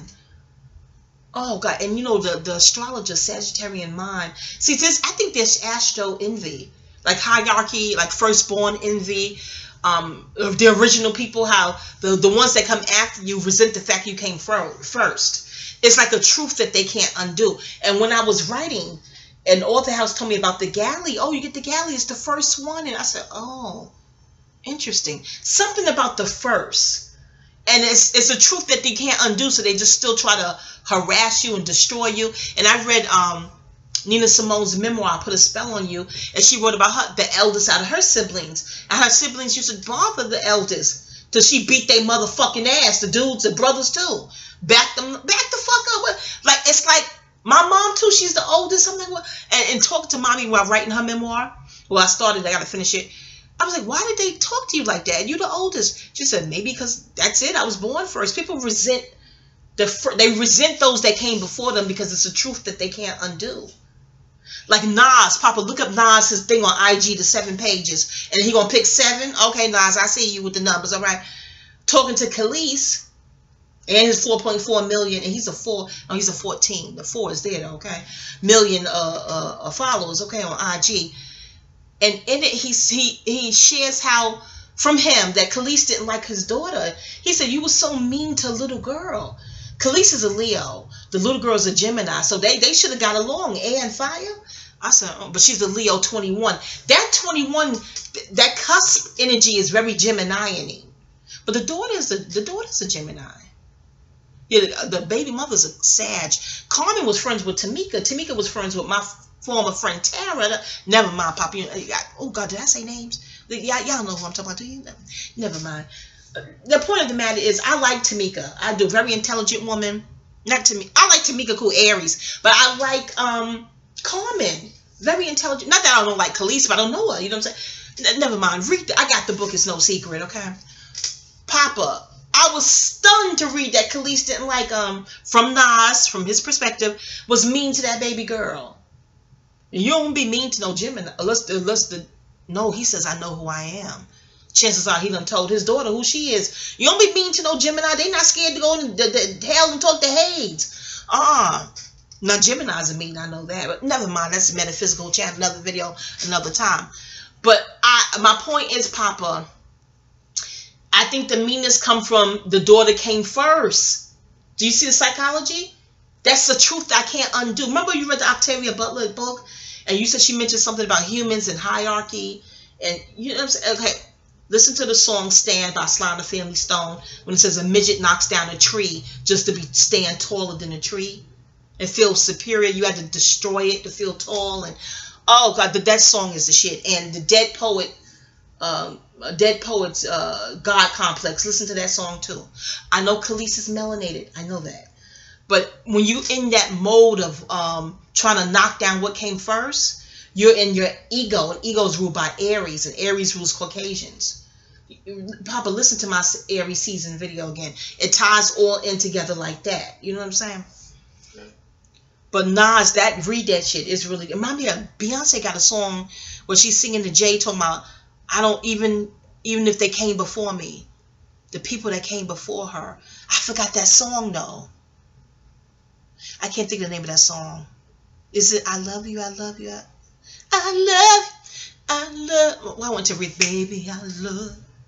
Ain't no doubt about it, baby, I love you.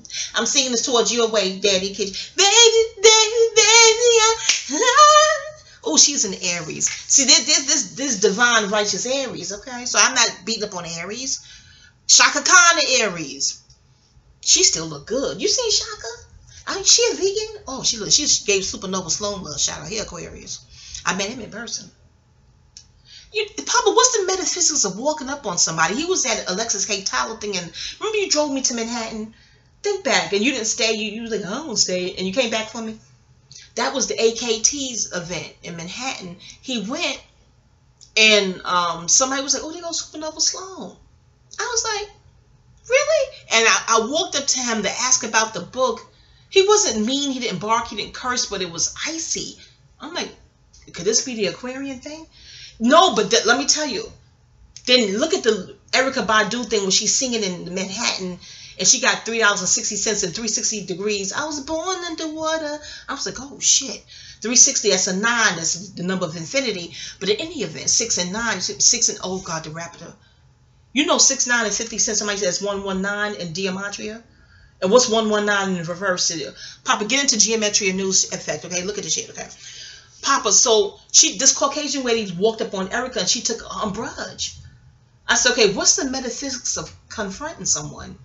Even if you do so in a friendly way, you know it was friendly and bubbly. Something, and then commented SOBs that night. But if you're a public figure and you go into public, common sense, no pun, got to tell you, you got to figure the public is going to approach. You're a public figure in public. It stands to reason that public feedback is inevitable. Especially if they see you, why would they not say hi? Now, the ego would feel bad if nobody approached them. Do you see the weird warpness in that? Unless there's metaphysics with approaching people. Papa, it's Aries, it's first house. Confrontation is ruled by Aries in general. But if you're friendly, shouldn't that be Libra, the opposite? Papa, I got to study when I go to this video. Remember we was at the Moors study thing, and the Virgo, the one who called me magnetic. He said, nah, I stay away from you. You got a man, you magnetic. I'm saying I am. He let me approach him. But Papa, oh God, I never told you that story. Papa, there's nothing will materialize, trust me. But He called me magnetic. I had no makeup on. What was I wearing that day? I'm like, me? I am? He said, you magnetic. I'm like, what the fuck am I magnetizing? Now, of course, he probably thought that was a kiki. Never mind. But he made me feel sexy. I was like, thank you. Well, he's conscious. He knows melanin. I have a surplus of it. He never mind. But in any event, Papa, what I'm saying to you is, remember you approached him because, you know, we were trying to do the paperwork and all this and all that. And you was like, and that's not even in your nature because you're distant. You was like, I don't think he appreciated me approaching him to ask a question. I'm like, why? We didn't pay for this stuff. What's going on? Well, that part is free.